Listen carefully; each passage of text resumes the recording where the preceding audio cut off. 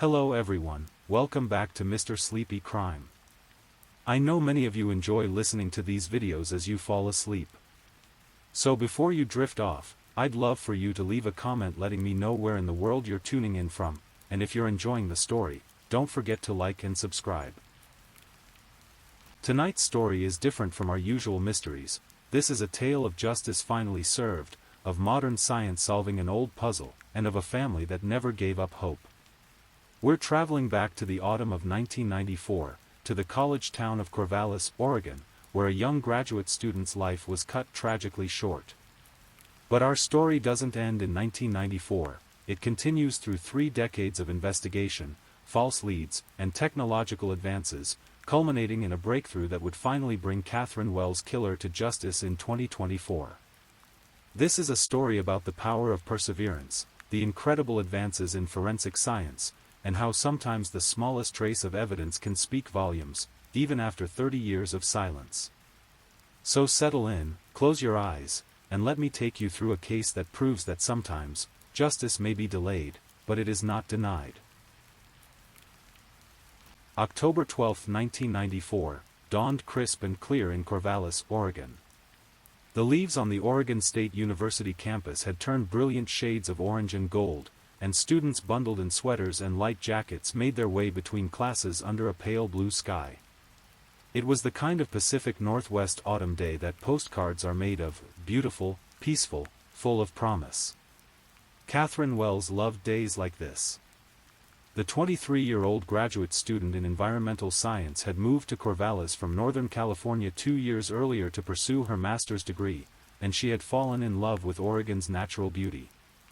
Catherine, or Cat as her friends called her, was passionate about conservation and spent much of her free time hiking the trails around Corvallis, photographing wildlife, and documenting the plant species she encountered. Cat was the kind of person who seemed to embody the spirit of the early 1990s environmental movement. She drove a beat-up Subaru covered with bumper stickers supporting various environmental causes. Her apartment was filled with plants, field guides, and photography equipment. She volunteered at the local animal shelter, participated in river cleanups, and was working on her thesis about the impact of logging practices on local watershed ecosystems. On that beautiful October morning, Kat had plans that perfectly reflected her interests and personality. She had finished her morning classes, advanced ecosystem analysis and research methods in environmental science, and was preparing for an afternoon of fieldwork in the McDonald-Dunn Forest, a 11,000-acre research forest managed by Oregon State University. Kat's thesis advisor, Dr. Margaret Chen, would later tell investigators that Kat had been excited about this particular research trip. She had identified a section of old-growth forest that showed interesting biodiversity patterns, and she wanted to collect soil samples and photograph the understory plant communities before the autumn rains began in earnest. Catherine was meticulous about her research, Dr. Chen recalled. She always filed detailed plans about where she was going and when she expected to return. Safety was always a priority for her, especially when she was working alone in remote areas. Kat's roommate, Jennifer Martinez, was a fellow graduate student studying history. She and Kat had become close friends over the 2 years they'd shared a small apartment near campus.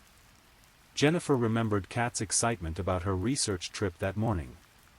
She was up early, packing her equipment, Jennifer told police later. She had her camera, her field notebook, sample collection materials, GPS unit, which was pretty high-tech back then, and enough supplies for a full day in the forest. She was planning to hike to several different sites and expected to be back by dinner time. Kat left their apartment at 11:30 a.m., driving her green 1987 Subaru wagon toward the McDonald-Dunn Forest. The forest, located about 10 miles north of Corvallis, was a familiar place to Kat. She had been conducting research there since her first semester and knew many of the trails well.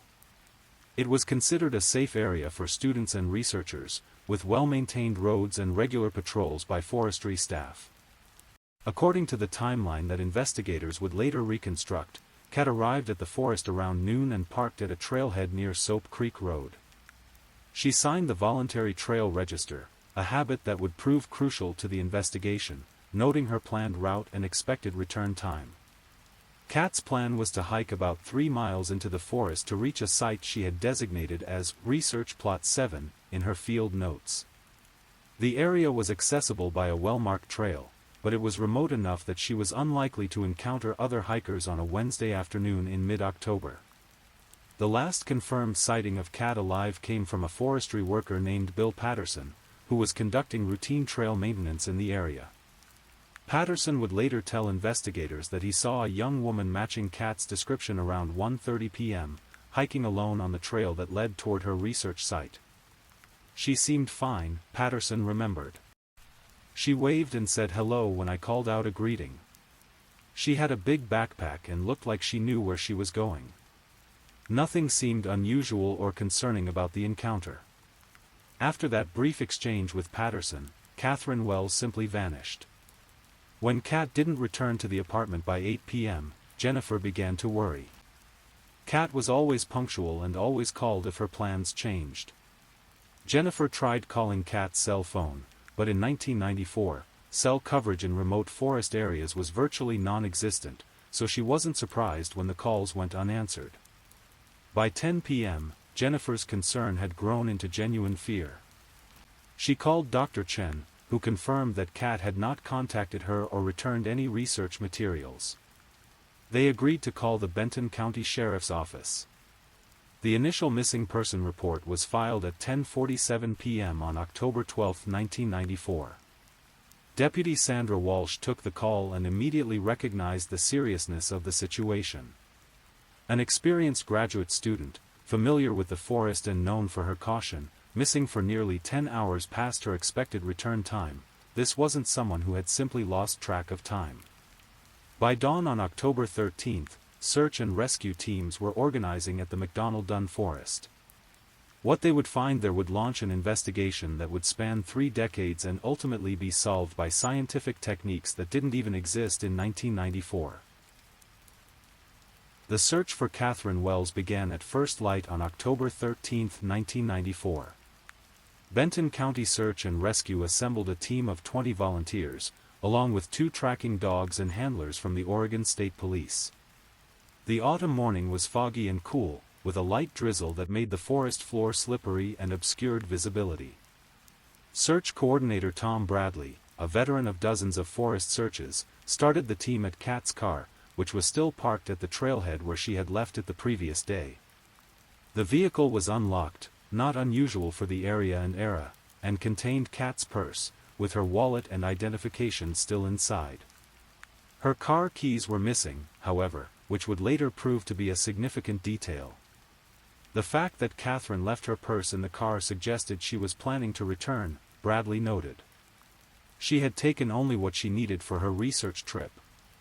This looked like someone who expected to be back within a few hours. The search dogs picked up Kat's scent immediately and followed a trail that matched exactly with the route she had described in the trail register. The team moved methodically through the forest, following the well-maintained trail toward Research Plot 7.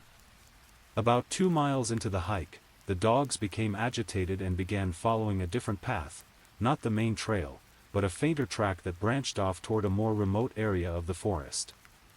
The handlers recognized this as significant behavior and directed the search team to follow the new route. What they found, hidden in a dense grove of Douglas fir trees about 100 yards off the main trail, would haunt everyone involved in the case for decades to come. Catherine Wells was discovered at 2:47 p.m. on October 13, approximately 26 hours after she had been reported missing. She was found face down in a small clearing, her research equipment scattered around her. It was immediately clear that Kat had not died from an accident or natural causes. Dr. Rebecca Morrison, the Benton County Medical Examiner, arrived at the scene at 4:15 p.m. Morrison was an experienced forensic pathologist who had handled numerous homicide investigations, but she would later describe the Catherine Wells crime scene as one of the most difficult of her career. It was clear that Catherine had put up a fight, Dr. Morrison noted in her official report. The scene showed signs of a significant struggle. Her defensive wounds indicated that she had fought bravely for her life. The preliminary examination revealed that Kat had died from blunt force trauma to the head, inflicted with what appeared to be a heavy, blunt object, possibly a rock or piece of wood from the forest floor. The attack had been brutal and sustained. Detective Ray Martinez of the Benton County Sheriff's Office was assigned as the lead investigator on the case. Martinez was a 12-year veteran of the department with extensive experience in homicide investigations. He arrived at the crime scene as Dr. Morrison was conducting her preliminary examination. The location of the body told us a lot, Martinez would later reflect. Catherine hadn't been killed where we found her. The blood evidence and the pattern of disturbed vegetation indicated that she had been attacked on or near the main trail, then dragged to this more secluded location. Someone had tried to hide what they had done. The crime scene team spent 6 hours carefully documenting and collecting evidence. They photographed everything, made detailed measurements and sketches, and collected samples of anything that might be relevant to the investigation. In 1994, DNA analysis was still in its infancy, but the team collected biological evidence with the hope that advancing technology might someday make it useful. Among the evidence collected were several items that didn't belong to Kat. A cigarette but found near the body, with what appeared to be saliva stains. Several hairs that were inconsistent with Kat's dark brown hair. Tissue samples from under Kat's fingernails, suggesting she had scratched her attacker. A partial footprint in soft soil near the crime scene, from a boot that was larger than Kat's hiking shoes. A torn piece of fabric, possibly from the attacker's clothing. The most significant piece of evidence, though it wouldn't be recognized as such for nearly 3 decades, was a small blood stain on Kat's jacket that didn't match her blood type. In 1994, blood typing was still the primary method of biological identification, and the unknown blood was classified as type A, different from Kat's type O blood. Detective Martinez and his team spent weeks investigating every aspect of Kat's life, looking for anyone who might have had a motive to harm her. They interviewed her friends, family, professors, and fellow students. They examined her academic work to see if her environmental research might have put her in conflict with logging interests or other groups opposed to environmental protection. What they found was a young woman who was universally liked and respected. Kat had no enemies, no romantic entanglements that had ended badly, no financial problems or legal troubles. She was, by all accounts, a dedicated student and researcher who lived a quiet, focused life. Catherine was not a victim of someone she knew, Martinez concluded after months of investigation. This was a random attack by a stranger, which made it infinitely more difficult to solve. The investigation expanded to include known sex offenders in the area, transients who might have been passing through the forest, and anyone with a history of violence against women. Hundreds of people were interviewed, dozens of potential suspects were investigated, and several promising leads were followed to dead ends. By the summer of 1995, the active investigation had stalled. The case remained open, but with no new leads and no viable suspects, Detective Martinez was forced to turn his attention to other cases. The evidence was carefully preserved in the sheriff's office evidence room, and the case was classified as a cold case. Catherine Wells' family never stopped hoping for justice, but as the years passed, it seemed increasingly unlikely that her killer would ever be identified. They had no way of knowing that the answer to their decades-long quest for justice was preserved in those carefully collected evidence samples, waiting for science to catch up to their need for answers. The years that followed Catherine Wells' murder were difficult ones for everyone who had known and loved her. Her parents, Robert and Linda Wells, struggled to come to terms with the loss of their only daughter. Her friends and fellow students at Oregon State University were shaken by the realization that such a terrible crime could happen in a place they had considered safe. Jennifer Martinez, Kat's roommate, finished her graduate degree but found herself unable to focus on her historical research. She eventually changed her career path entirely, becoming a victim's advocate, work that she said helped her process her own grief while helping others in similar situations. "Losing Kat changed everything for me," Jennifer would later reflect. "I couldn't go back to studying the past when the present held so much pain and injustice. I needed to do something that felt like it mattered, like it was helping people who were suffering the way we were suffering. Dr. Margaret Chen continued her environmental research but established a scholarship in cat's name for students studying forest ecology. Every year, as she reviewed applications from bright young researchers, she was reminded of the promise that had been cut short in October 1994. Detective Ray Martinez retired from the Benton County Sheriff's Office in 2003, but Cat's case had never left his mind. He had worked dozens of homicides over his career, but there was something about Cat's murder, the senselessness of it, the lack of any apparent motive, the way it had shattered so many lives, that stayed with him. I used to dream about that case, Martinez admitted years later. I'd wake up thinking I'd missed something, that there was some clue I'd overlooked. I must have reviewed those case files 100 times over the years, hoping something new would jump out at me. Every few years, Martinez would reach out to the current detectives handling cold cases to see if there were any new developments. The evidence had been preserved carefully, and as new forensic techniques became available, small portions of the collected samples were submitted for analysis. In 2001, DNA analysis had advanced enough that the Oregon State Police Crime Lab was able to develop a partial DNA profile from the blood found on Cat's jacket. It wasn't complete enough for comparison to national databases, but it was a start. In 2008, improved techniques allowed for a more complete DNA profile to be developed from the tissue samples found under Cat's fingernails. This profile was entered into the Combined DNA Index System, CODIS, the FBI's national DNA database, but no matches were found. Each time we got a call about new DNA results, we'd get our hopes up, Robert Wells said.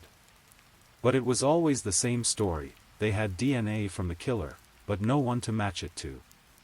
The person who killed our daughter wasn't in any database. The case received periodic media attention over the years. In 2004, on the 10th anniversary of Cat's murder, the local newspaper ran a feature story asking for anyone with information to come forward. In 2014, on the 20th anniversary, a true crime podcast dedicated an episode to the case, bringing it to a national audience for the first time.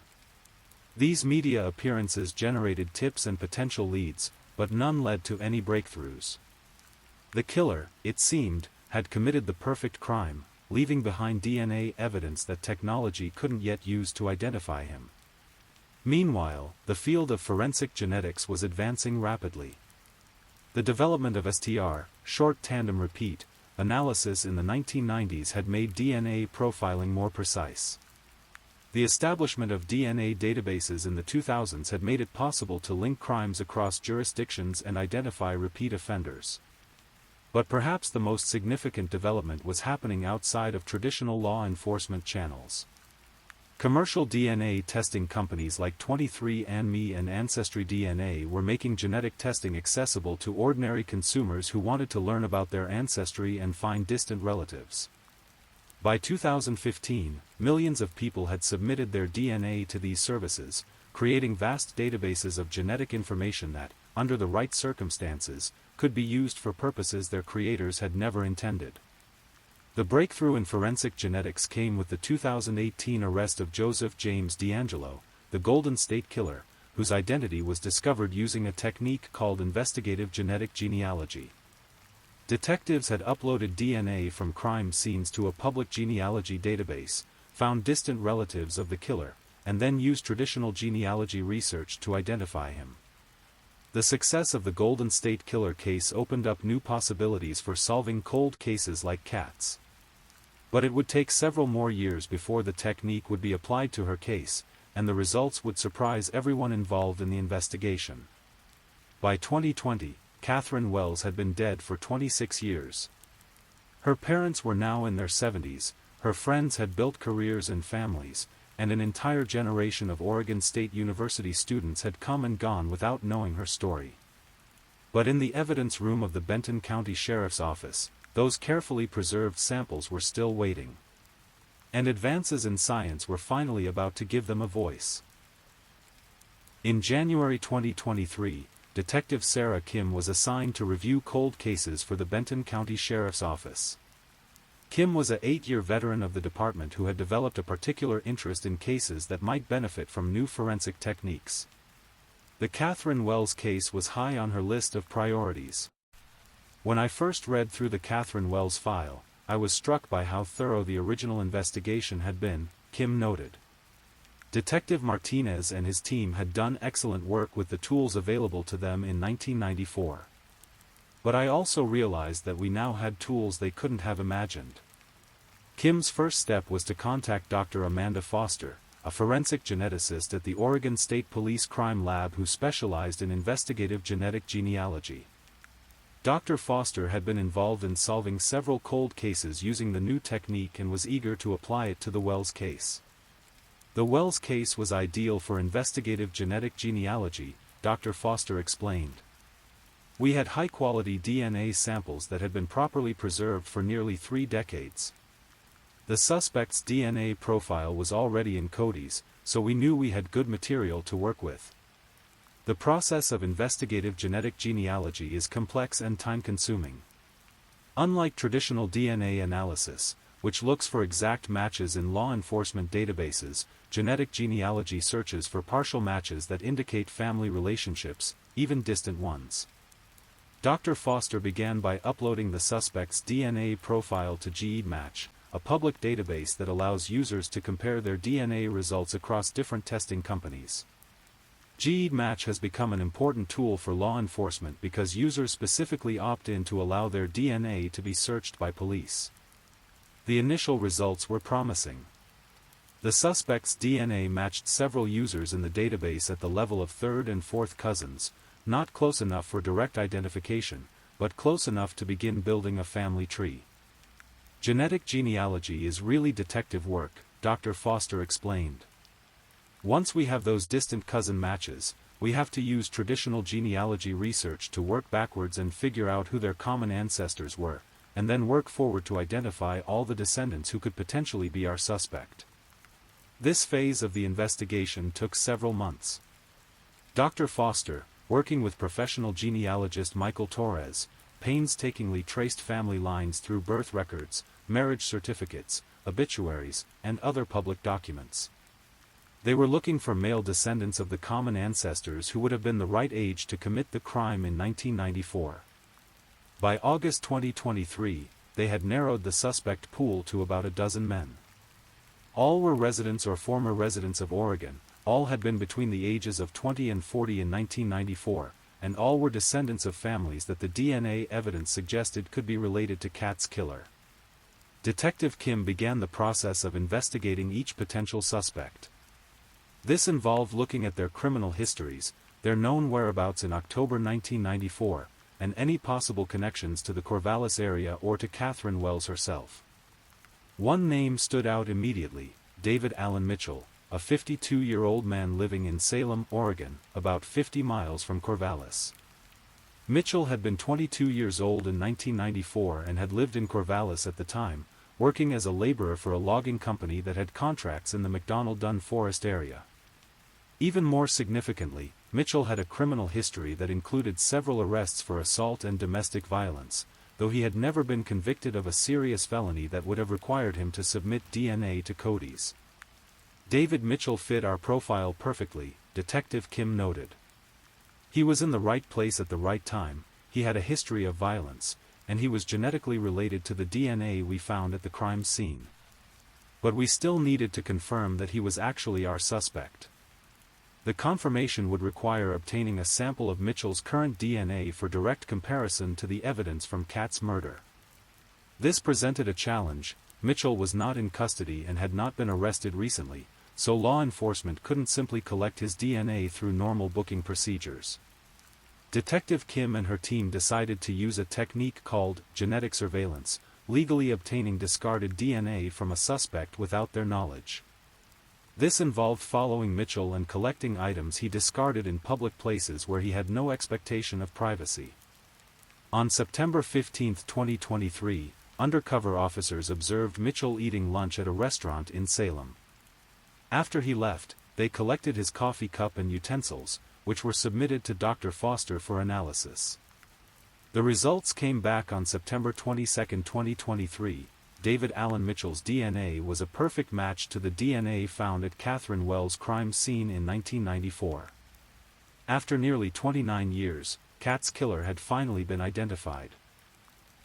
On the morning of September 25, 2023, David Allen Mitchell was arrested at his home in Salem, Oregon.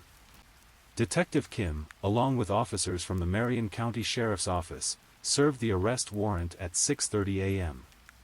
Mitchell answered the door in his pajamas and seemed genuinely surprised by the arrival of law enforcement. He asked what this was about, Detective Kim recalled. When I told him he was being arrested for the 1994 murder of Catherine Wells, his face went completely white.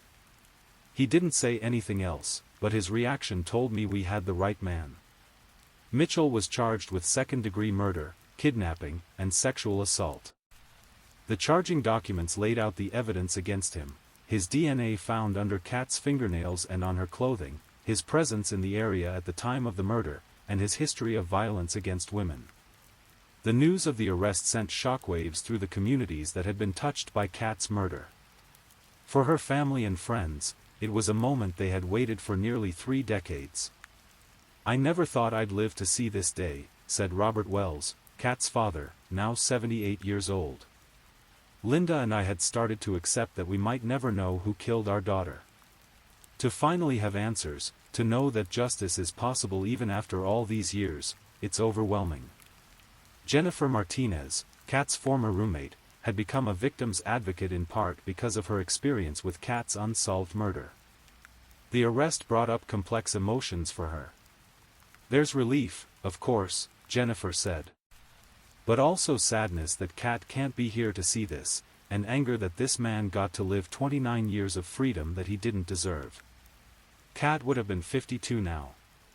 She should have had a career, a family, a whole lifetime of experiences that were stolen from her." The case against David Mitchell was built not just on DNA evidence, but on a careful reconstruction of his activities and whereabouts in October 1994. Investigators discovered that Mitchell had been working for Cascade Timber Company, which had logging operations in the McDonnell-Dunn forest. His work schedule would have given him knowledge of the forest roads and trails, and he would have been in the area regularly. Court records revealed that Mitchell had a troubling pattern of behavior toward women. In 1992, he had been arrested for assaulting a girlfriend, though the charges were later dropped when she declined to testify. In 1996, he was convicted of domestic violence against another partner. There were also several reports of threatening behavior that hadn't resulted in charges. Mitchell was exactly the kind of person who would commit a crime like this, observed Dr. Kim Rossmo, a criminal investigator and expert in geographic profiling. He had access to the location, a history of violence against women, and he fit the psychological profile of someone who would commit an opportunistic attack against a stranger. As the case moved through the court system, more details emerged about the day of Kat's murder. Cell phone records from 1994 were primitive compared to today's standards, but investigators were able to piece together Mitchell's movements through credit card transactions and witness statements. On October 12, 1994, Mitchell had been scheduled to work at a logging site about 5 miles from where Kat was conducting her research. He had signed out of work early, claiming he felt sick, but instead of going home, he had driven through the forest areas where Cascade Timber had active contracts. "We believe Mitchell was driving through the forest, possibly scouting logging sites or just killing time, when he encountered Catherine on the trail," prosecutor Amanda Chen explained to the court. "This was a crime of opportunity. Catherine was in the wrong place at the wrong time, and she encountered a dangerous predator." The evidence suggested that Mitchell had approached Kat on the trail, possibly asking for directions or claiming to be lost. The initial encounter might have seemed innocent, but it quickly turned violent when Mitchell realized Kat was alone and vulnerable. Kat's defensive wounds and the evidence of a struggle indicated that she had fought bravely. She had managed to scratch Mitchell's face and hands, collecting his DNA under her fingernails, evidence that would eventually lead to his identification 3 decades later. Catherine Wells was a fighter, Detective Kim observed. Even in her final moments, she was gathering evidence that would eventually bring her killer to justice. In a very real sense, Catherine solved her own murder. David Mitchell initially pleaded not guilty to all charges, but as the DNA evidence became clear and additional circumstantial evidence mounted, his defense attorney began negotiating a plea agreement. On March 15, 2024, nearly 30 years after Catherine Wells' murder, David Allen Mitchell appeared in Benton County Circuit Court and changed his plea to guilty. In exchange for avoiding the death penalty, Mitchell agreed to plead guilty to second-degree murder and accepted a sentence of life in prison without the possibility of parole. At the sentencing hearing, Kat's family and friends were finally able to address her killer directly. The sentencing hearing for David Allen Mitchell took place on a rainy April morning in 2024, exactly the kind of Pacific Northwest weather that Catherine Wells had loved during her time in Oregon. The courtroom was packed with family members, friends, and members of the community who had followed the case for 3 decades. Robert and Linda Wells, now in their late 70s, had traveled from California where they had moved several years after Kat's death. Robert, using a walker and speaking in a voice weakened by age but strengthened by determination, was the first to address the court. "Your Honor, 30 years ago, our daughter Catherine left her apartment to conduct research in the forest she loved," Robert began. "She was 23 years old, brilliant, passionate about protecting the environment, and full of dreams for the future. David Mitchell took all of that away from her, and from us, in a few moments of inexplicable violence." Linda Wells, despite her age and the emotional weight of the moment, spoke with clarity and strength about the daughter they had lost. "Catherine wasn't just our daughter, she was going to be a force for good in the world," Linda said, looking directly at Mitchell, who sat with his head down, avoiding eye contact. "She wanted to protect forests and wildlife, to make the world a better place. You didn't just kill our daughter, Mr. Mitchell. You killed all the good she would have done, all the lives she would have touched, all the contributions she would have made to the world." Jennifer Martinez, now 52 and a successful victims advocate, spoke about how Kat's murder had shaped not just her life, but her career. "I've spent my career helping victims of violent crime, and I think about Catherine every day," Jennifer said. "Every family I help, every victim I advocate for, is done in her memory. Catherine's death was senseless and cruel, but her memory has motivated me to help others. That's the kind of person she was, even in death, she inspired people to do better, to be better." Dr. Margaret Chen, Kat's former thesis advisor, now retired from Oregon State University, spoke about Kat's academic promise and her passion for environmental research. "Catherine was one of the most promising students I ever worked with," Dr. Chen told the court. "Her research on forest ecosystems was groundbreaking for an undergraduate student. She had already been accepted to several doctoral programs and had her pick of career opportunities. She could have made discoveries that would have benefited our understanding of forest ecology for generations to come." The impact statements went on for more than an hour. Friends from college, fellow students who had known Kat, professors who had taught her, and even people who had never met her but had been touched by her story, all spoke about the ripple effects of her murder. Detective Ray Martinez, the original investigator who was now 71 and long retired, was also present at the sentencing. He had followed the case's resolution with intense interest and satisfaction. "I worked this case for almost 9 years before I retired," Martinez told the court. "Catherine Wells haunted me, not in a supernatural sense, but in the way that unsolved cases stay with detectives. I'm grateful to Detective Kim and Dr. Foster and everyone who finally brought this case to a close. Catherine deserved justice, and her family deserved answers." When it came time for David Mitchell to speak, he stood slowly and, for the first time during the proceedings, made eye contact with Kat's family. "I know there's nothing I can say that will bring Catherine back or undo the pain I've caused," Mitchell said, his voice barely audible. "I was a different person 30 years ago, angry, violent, out of control. I can't explain why I did what I did, and I can't ask for forgiveness because I don't deserve it. I'm sorry for the pain I've caused, and I accept responsibility for what I did." His statement was brief and, according to observers, seemed genuine, though it did little to lessen the impact of his crimes. Judge Patricia Wong, who had presided over the case, delivered the sentence with gravity and emotion. "Mr. Mitchell, you have pleaded guilty to one of the most heinous crimes that can be committed, the murder of an innocent young woman who was simply pursuing her education and her passion for protecting the environment," Judge Wong said. "Catherine Wells was, by all accounts, a remarkable person who would have made significant contributions to our society. You robbed her of her life, her family of their daughter, and our community of her future contributions. The sentence of life without parole reflects the severity of your crime and the irreparable harm you have caused. You will spend the rest of your life in prison, and that is entirely appropriate given the gravity of your actions." After the sentencing, the Wells family and Kat's friends gathered at a reception hosted by the Oregon State University Alumni Association. It was both a celebration of justice finally served and a memorial for a life cut tragically short. The university announced that it was expanding the Catherine Wells Memorial Scholarship into a full endowment that would support graduate students in environmental science in perpetuity. The scholarship had already helped more than 50 students complete their degrees over the past 3 decades. "Catherine's legacy isn't just the scholarship or the research she might have done," said Dr. Foster, the forensic geneticist who had been instrumental in solving the case. "It's also the advances in forensic science that her case has highlighted. The fact that we could solve a 30-year-old murder using techniques that didn't exist when the crime was committed shows how far we've come. Catherine's case will be studied in forensic science classes for years to come." Detective Kim, who had led the cold case investigation, reflected on the broader implications of the case. "The Catherine Wells case shows that families should never give up hope for justice," Kim observed.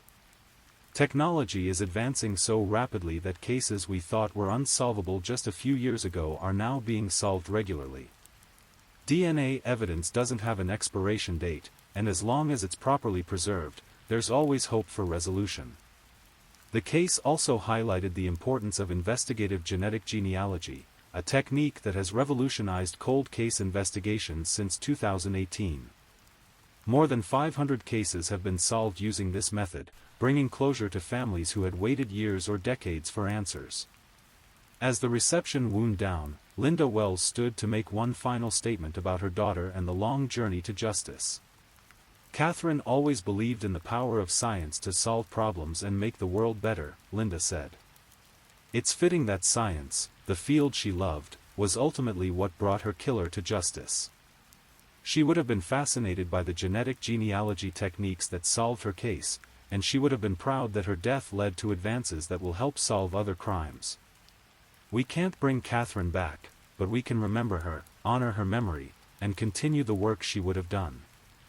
That's how we keep her alive, by living the values she believed in and working to make the world the kind of place she wanted it to be." As the gathered friends and family members left the reception, many spoke about how the resolution of Kat's case had brought them a sense of peace they hadn't felt in 30 years. The pain of losing her would never completely go away, but knowing that justice had finally been served allowed them to remember her life rather than just mourn her death. David Allen Mitchell was transported to the Oregon State Penitentiary that afternoon to begin serving his life sentence. At 52 years old, he will spend the rest of his life behind bars, never again able to harm another innocent person. Catherine Wells, who would have turned 53 that year, lived on in the memories of those who loved her, in the scholarship that bore her name, and in the scientific advances that had finally brought her killer to justice. As we reach the end of Catherine Wells' story, it's important to reflect on the broader implications of this case and what it tells us about justice, science, and the power of never giving up hope. The resolution of Kat's murder after 3 decades represents more than just closure for one family, it symbolizes a revolution in criminal justice that is still unfolding. Since the Golden State Killer case in 2018, investigative genetic genealogy has solved hundreds of cold cases across the country, bringing answers to families who had lost hope and ensuring that killers who thought they had escaped justice finally face consequences for their crimes. The Catherine Wells case has become a teaching example in forensic science programs across the country. Students learn how proper evidence collection and preservation in 1994 made it possible to solve the case in 2024. Detective Martinez's careful work, done with the technology available at the time, created the foundation for a solution that wouldn't come for nearly 30 years. This case shows why we never throw evidence away, no matter how old or seemingly useless it might be, explains Dr. Foster. Science keeps advancing, and evidence that can't help us today might be the key to solving a case tomorrow. The McDonnell Dunn Forest, where Kat conducted her final research trip, now features a memorial grove planted in her honor. A small plaque reads, "In memory of Catherine Wells, whose love of nature and dedication to science continue to inspire new generations of researchers and investigators." Oregon State University's environmental science program has grown significantly since Kat's time, and many students who receive the Catherine Wells Memorial Scholarship go on to make significant contributions to conservation and environmental protection, the work Kat herself had planned to do. David Mitchell remains imprisoned at the Oregon State Penitentiary, where he is expected to spend the rest of his life. Prison records indicate that he has shown no signs of violence during his incarceration and has expressed remorse for his actions to prison counselors, though his words can never undo the harm he caused. Detective Kim continues to work cold cases, using the techniques that solved Kat's murder to bring closure to other families. She estimates that genetic genealogy could potentially solve thousands more cases in the coming years, as DNA databases continue to grow and technology continues to advance. Every case we solve gives hope to other families, Kim reflects. The message is clear: if you think you got away with murder, think again. Science doesn't forget, and neither do we. For the Wells family, the resolution of Kat's case brought a peace they hadn't known for 30 years. Robert and Linda Wells, now able to focus on celebrating their daughter's life rather than mourning the injustice of her unsolved death, have become advocates for cold case investigations and victims' families. "We learned that hope is not passive," Linda Wells observed in a recent interview. "Hope requires action, staying engaged with investigators, supporting advances in forensic science, and never letting the world forget your loved one." Kat's case was solved because people refused to give up. The broader implications of investigative genetic genealogy continue to unfold. Privacy advocates raise important questions about the use of consumer DNA databases for law enforcement purposes, while families of victims argue that these tools represent the best hope for justice in cases that would otherwise remain forever unsolved. What remains clear is that science, the field Catherine Wells loved and planned to dedicate her life to, ultimately became the instrument of justice in her case. The DNA she unknowingly collected under her fingernails during her final moments became the key that would unlock the mystery of her death 3 decades later. And so we conclude the story of Catherine Wells, a young woman whose life was cut tragically short, but whose legacy lives on in the scholarship that bears her name, the students who benefit from her memorial fund, and the scientific advances that finally brought her killer to justice. This is a story about many things: the senseless violence that can shatter lives and communities, the dedication of investigators who never give up, the power of advancing technology to solve seemingly impossible puzzles, and the strength of families who refuse to let their loved ones be forgotten. But perhaps most importantly, it's a story about hope, hope that justice is possible even when it seems impossible, hope that science will continue to advance and solve the unsolvable, and hope that good people doing good work can ultimately triumph over those who choose violence and evil. Catherine Wells would have been 53 years old today. She would likely have made significant contributions to environmental science and conservation. She might have had children of her own, students she mentored, discoveries that benefited our understanding of the natural world she loved so much. While we cannot know what Kat's life might have been, we can take comfort in knowing that her death was not in vain. Her case has advanced forensic science, helped other families find justice, and reminded us all that even in our darkest moments, hope and truth can prevail. As you drift off to sleep tonight, remember Catherine Wells, not as a victim, but as a young woman who loved science, nature, and life itself. Remember that justice, though sometimes delayed, can still find its way. And remember that every day, dedicated people are working to solve mysteries, help families find peace, and ensure that those who commit terrible crimes will eventually face the consequences of their actions. To my amazing subscribers who've been rocking with me, thank you for your continued support. I'm grateful for each and every one of you. If you're enjoying the content, please consider sharing it with others who might appreciate it too. And to those who haven't subscribed yet, I'd love for you to join our community. Let's grow together and explore more true crime stories, and please don't forget to comment where you're listening from. Now let's move on to our next story. Story 2. Tonight, we're traveling to the misty streets of Portland, Oregon, where in the autumn of 2023, a young professional vanished without a trace, leaving behind only questions and a trail that goes cold in the Pacific Northwest rain. The mysterious disappearance of Emma Hartwell, a 28-year-old data analyst whose case has puzzled investigators and captivated the community. This is a story of modern technology meeting old-fashioned detective work, of digital footprints that lead nowhere, and of a family's relentless search for answers. October 15, 2023, began like any other Sunday for Emma Hartwell. The morning mist hung low over Portland's Pearl District, where Emma had been living in a converted loft apartment for the past 2 years. The rain tapped gently against her large industrial windows, a sound that had become as familiar to her as her own heartbeat since moving to the Pacific Northwest from Colorado. Emma was what you might call a creature of habit. Every Sunday morning, she would wake at precisely 7:30 a.m., make herself a cup of coffee using beans from Stumptown Coffee Roasters, a local favorite, and spend the first hour of her day journaling. This wasn't just any ordinary journaling, Emma was methodical about it. She would write exactly 3 pages, no more, no less, documenting her thoughts, plans, and reflections from the week. Her apartment was immaculate, everything in its place. Emma worked as a senior data analyst for a mid-sized tech company called CloudSync Solutions, located in Portland's bustling downtown area.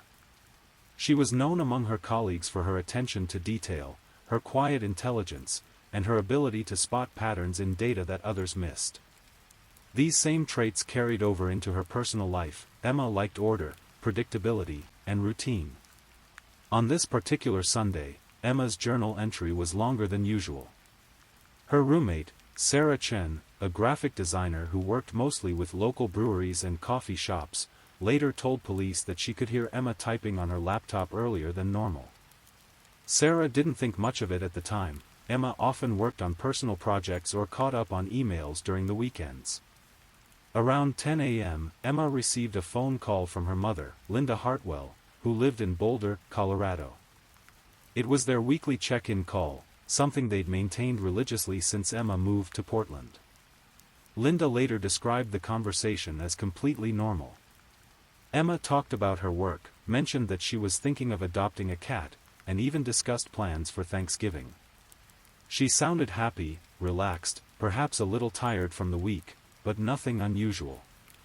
She told me she was planning to go for a walk later, maybe check out that Saturday market she'd been meaning to visit, Linda would later tell detectives, her voice breaking slightly.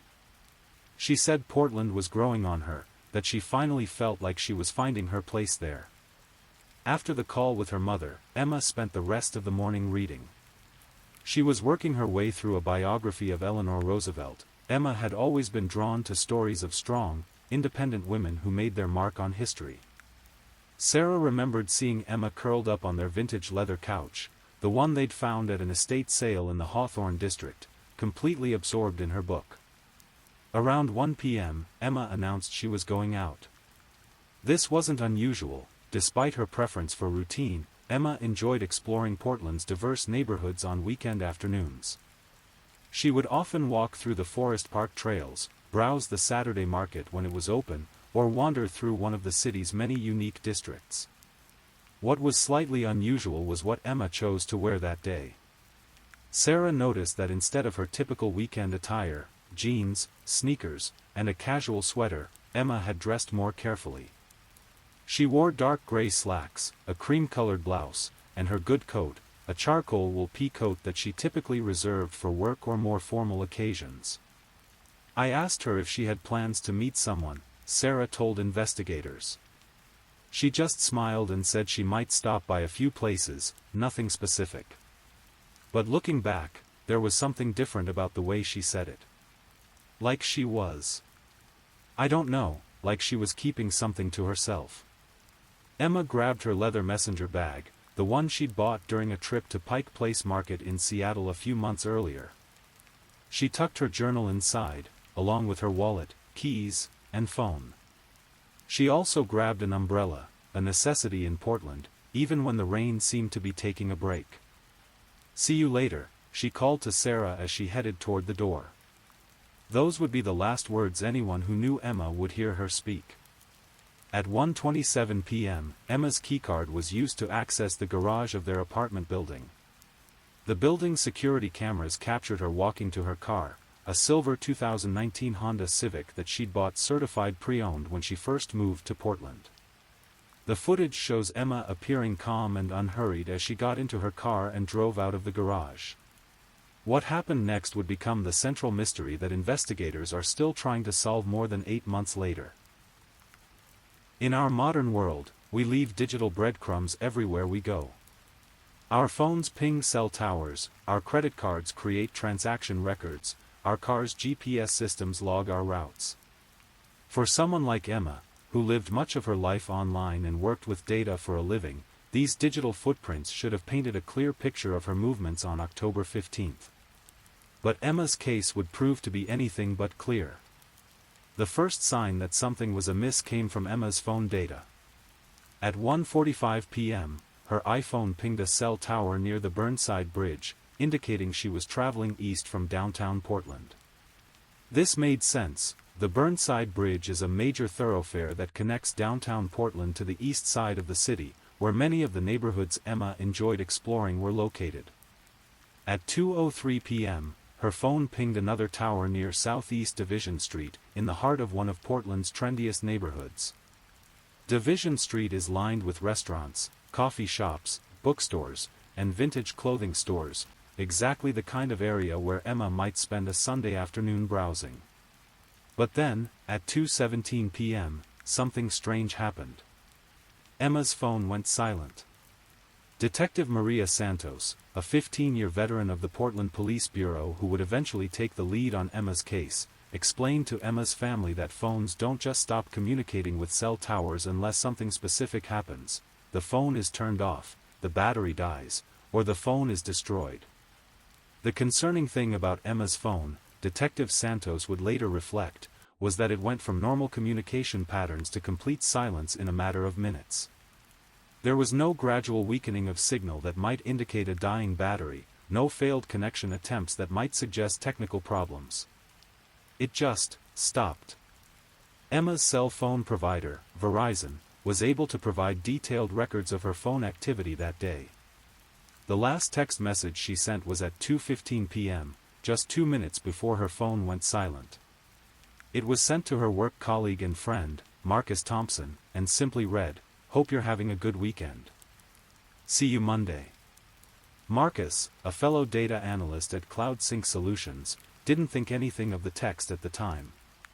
He and Emma often exchanged casual messages on weekends, usually about work projects or recommendations for restaurants or movies.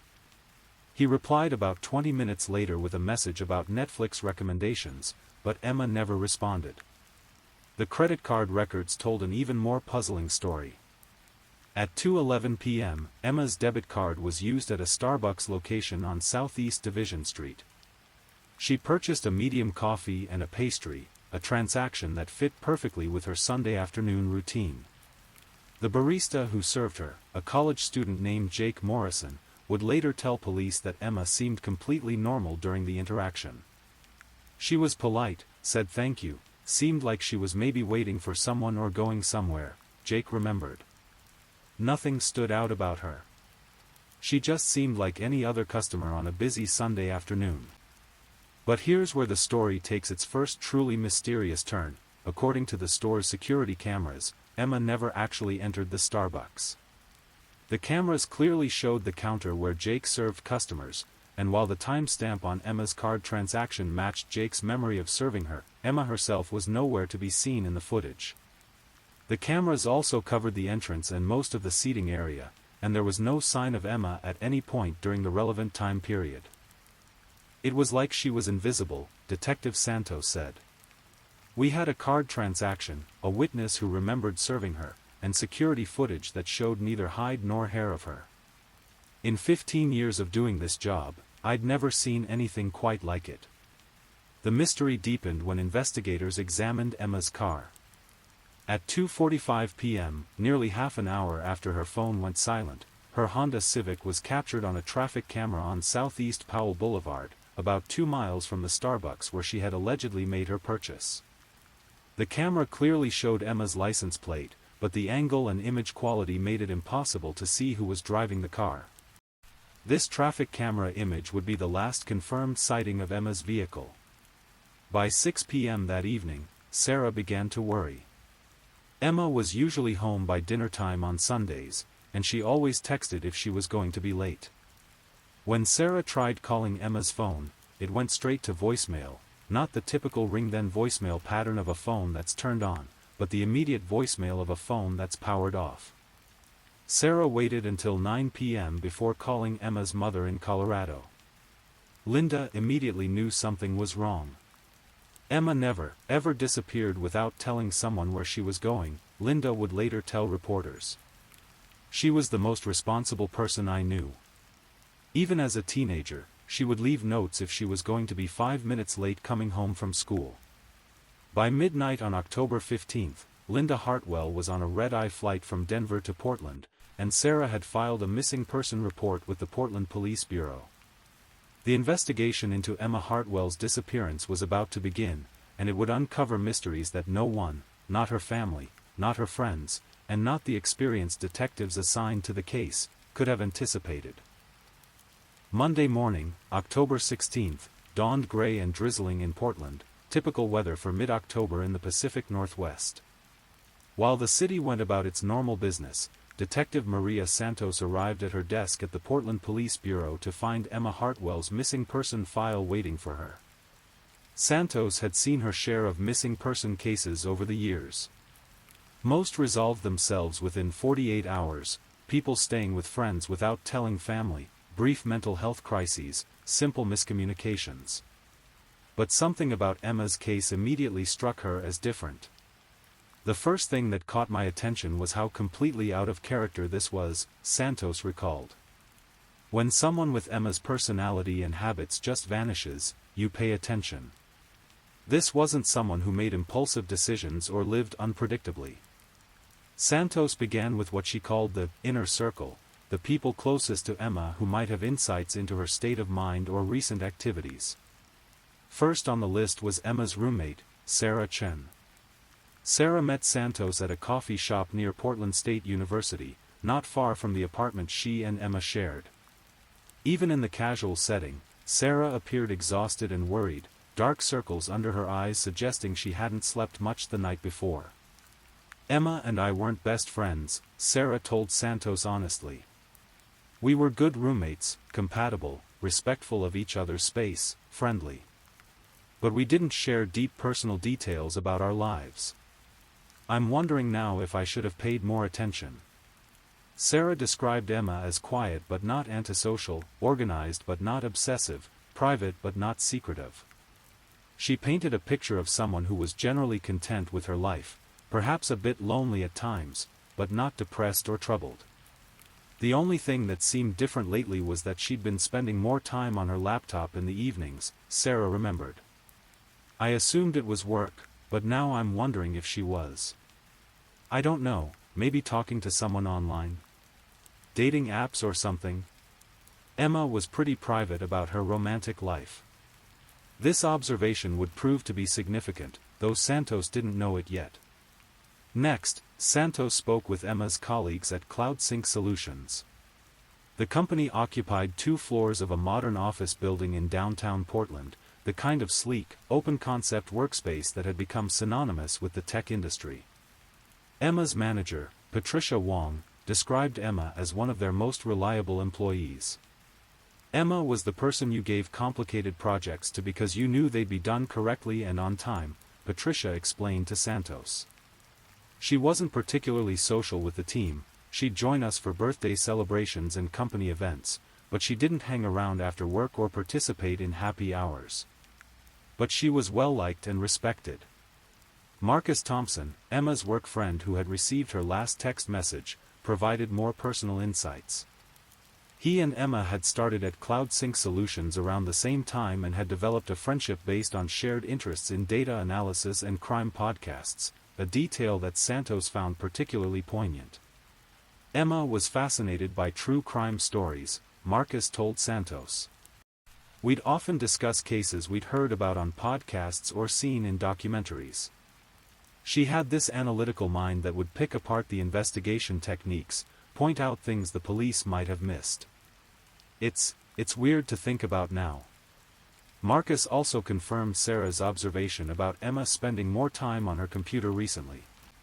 She mentioned a few weeks ago that she was working on some kind of personal project, Marcus said. I got the impression it was research-related, but she didn't go into details. Emma was always working on something, learning new programming languages, analyzing public datasets for fun. It didn't seem unusual. Detective Santos made a mental note to examine Emma's laptop, which Sarah had confirmed was still in their apartment. The conversation with Emma's mother, Linda Hartwell, took place over a phone call that afternoon.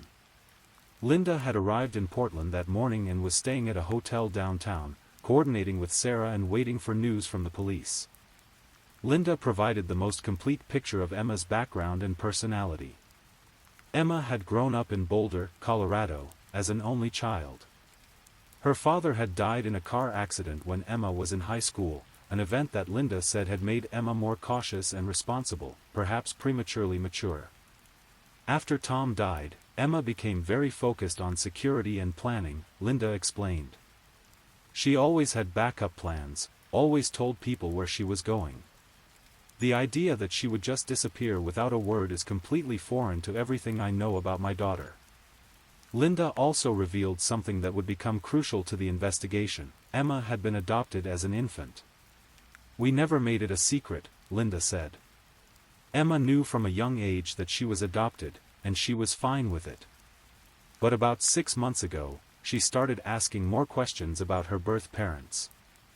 I told her everything I knew, which wasn't much. She seemed curious but not obsessed. I don't think she was actively searching for them, but, well, maybe I was wrong about that. By the end of Monday, Detective Santos had a clearer picture of Emma Hartwell, but also more questions. Emma was methodical, private, and recently interested in research projects that she hadn't shared with anyone. The combination of her adoption history and her apparent secretiveness about her recent activities opened up new possibilities about what might have motivated her disappearance. On Tuesday morning, Santos received permission to examine Emma's laptop and phone records more thoroughly. What she found there would transform the investigation from a simple missing person case into something much more complex and disturbing. Emma's laptop was a MacBook Pro, meticulously organized just like everything else in her life. Her desktop was clean, her files were sorted into clearly labeled folders, and her browser bookmarks were categorized by topic. Detective Santos, working with the Portland Police Bureau's digital forensics team, began the painstaking process of examining Emma's digital life. What they found was both enlightening and deeply concerning. The first discovery was Emma's browser history from the weeks leading up to her disappearance. While most of her internet activity was routine, work-related research, news sites, online shopping, there was a significant amount of activity related to genealogy and adoption records. Emma had been spending hours on sites like Ancestry.com, 23andMe, and specialized adoption reunion forums. She had created detailed family trees, uploaded her DNA data to multiple databases, and had been actively corresponding with distant relatives and adoption researchers. It was clear that Emma had become much more than casually interested in finding her birth parents, Santos noted. This was a serious, methodical search that had been going on for months. The digital forensics team was able to recover emails and messages that painted a picture of Emma's genealogy research. She had connected with several potential biological relatives and had been working with a specialized investigator named Patricia Reeves, who helped adoptees locate their birth families. In an email dated October 10, just 5 days before Emma's disappearance, Patricia Reeves had sent Emma what appeared to be significant information. The subject line read, "Possible birth father match, please review carefully." The email itself was brief. "Emma, I believe I've found information about your birth father. This is sensitive information that you should review privately. Can we schedule a call this week to discuss? I think you're going to want to sit down for this conversation. Patricia." Emma had replied the same day, "Thank you so much for all your work on this. I can talk any day after work or on the weekend. I've been preparing myself for whatever we might find." Santos immediately tried to contact Patricia Reeves, but the phone number associated with the email account was disconnected, and further investigation revealed that Patricia Reeves appeared to be a fictitious identity. The genealogy investigator that Emma thought she had been working with simply didn't exist. This discovery sent the investigation in an entirely new direction. Someone had been deliberately deceiving Emma, possibly for months, about her biological family. The question was, why? The forensics team found additional evidence of Emma's communication with Patricia. There were dozens of emails over a 3-month period, with Patricia gradually building trust with Emma, asking detailed questions about her adoptive family, her current life in Portland, her work, and her routines. Looking at these emails with the benefit of hindsight, it's clear that Patricia was systematically gathering information about Emma, Santos observed. She knew Emma's work schedule, her home address, her typical weekend activities. This wasn't genealogy research, this was surveillance.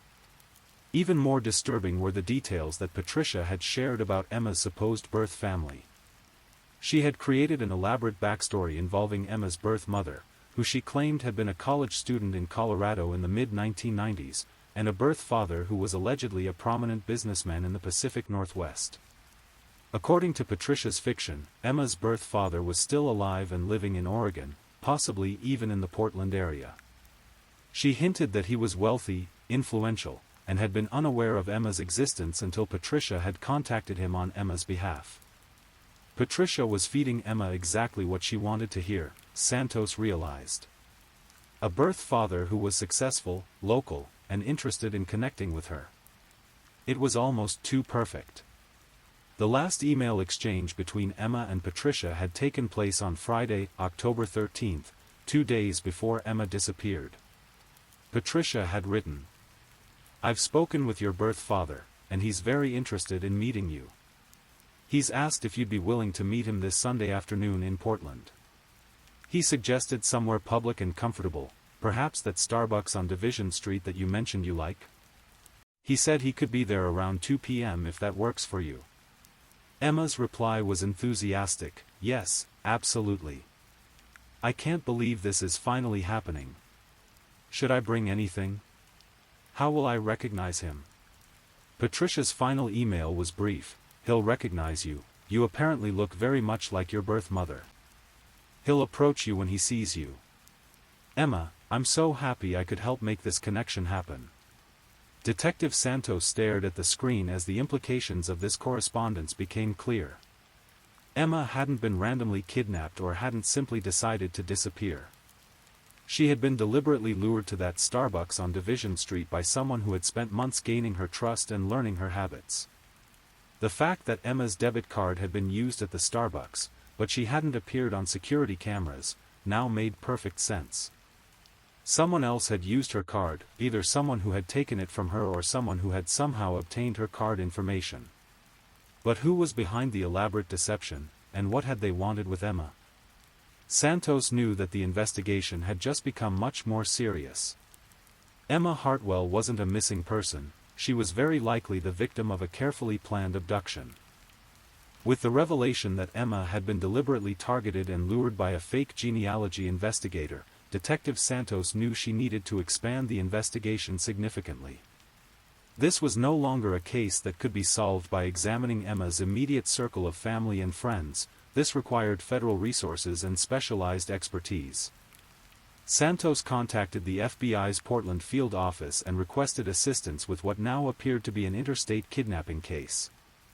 Special Agent David Chen, no relation to Emma's roommate Sarah, was assigned to work with the Portland Police Bureau on the investigation.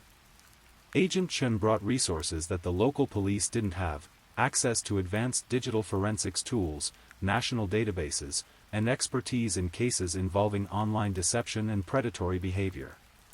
Cases like Emma's are becoming more common, Agent Chen explained to Santos. Predators are using genealogy sites and social media to identify and target vulnerable individuals. The personal information people share in the process of family research can be incredibly detailed, enough for someone with bad intentions to create a very convincing deception. The first step was to trace the digital footprints of Patricia Reeves. The FBI's cybercrime unit was able to determine that the Patricia Reeves email account had been created using a VPN service that masked the user's true location. However, they could determine that the account had been accessed from various locations in the Pacific Northwest over the previous 6 months: Seattle, Portland, and several smaller cities in Oregon and Washington. More significantly, they discovered that Patricia Reeves wasn't the only fake identity this person had created.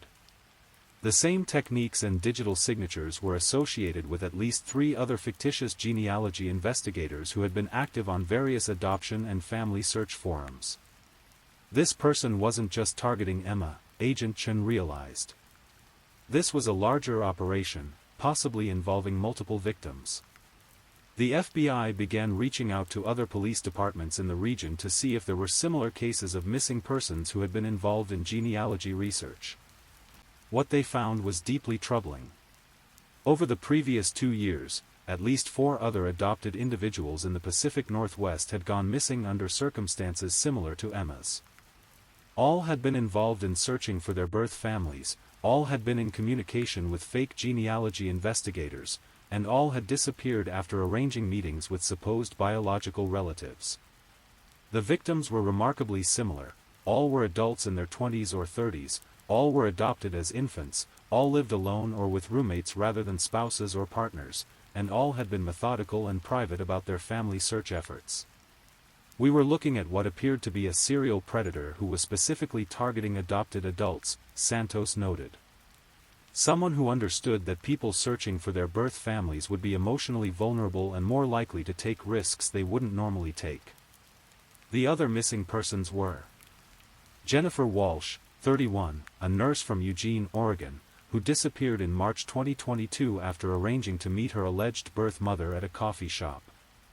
Michael Torres, 29, a teacher from Tacoma, Washington, who vanished in August 2022 following email correspondence with a genealogy investigator. Amanda Foster, 26, a social worker from Salem, Oregon, who disappeared in January 2023 after being told her birth father wanted to meet her.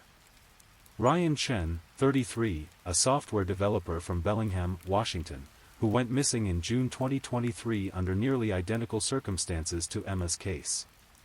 In each case, the missing person had been lured to a public meeting place and had simply vanished. In each case, there were similar digital anomalies: credit card transactions without corresponding security footage, cell phones that went silent at critical moments, and cars that were later found abandoned in remote locations. The pattern was clear once we knew what to look for, Agent Chen observed. This person had developed a very specific methodology for targeting and taking these individuals. But perhaps the most chilling discovery was what the FBI found when they analyzed the genealogy information that had been shared with each victim.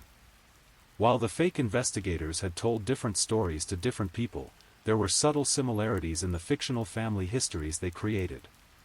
In multiple cases, the fake birth parents were described as having connections to the Pacific Northwest timber industry, mining operations, or other businesses that would require travel to remote, sparsely populated areas.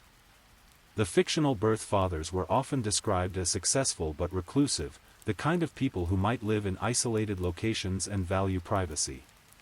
It was as if this person was creating fictional families that justified why a meeting might take place somewhere remote, Santos realized.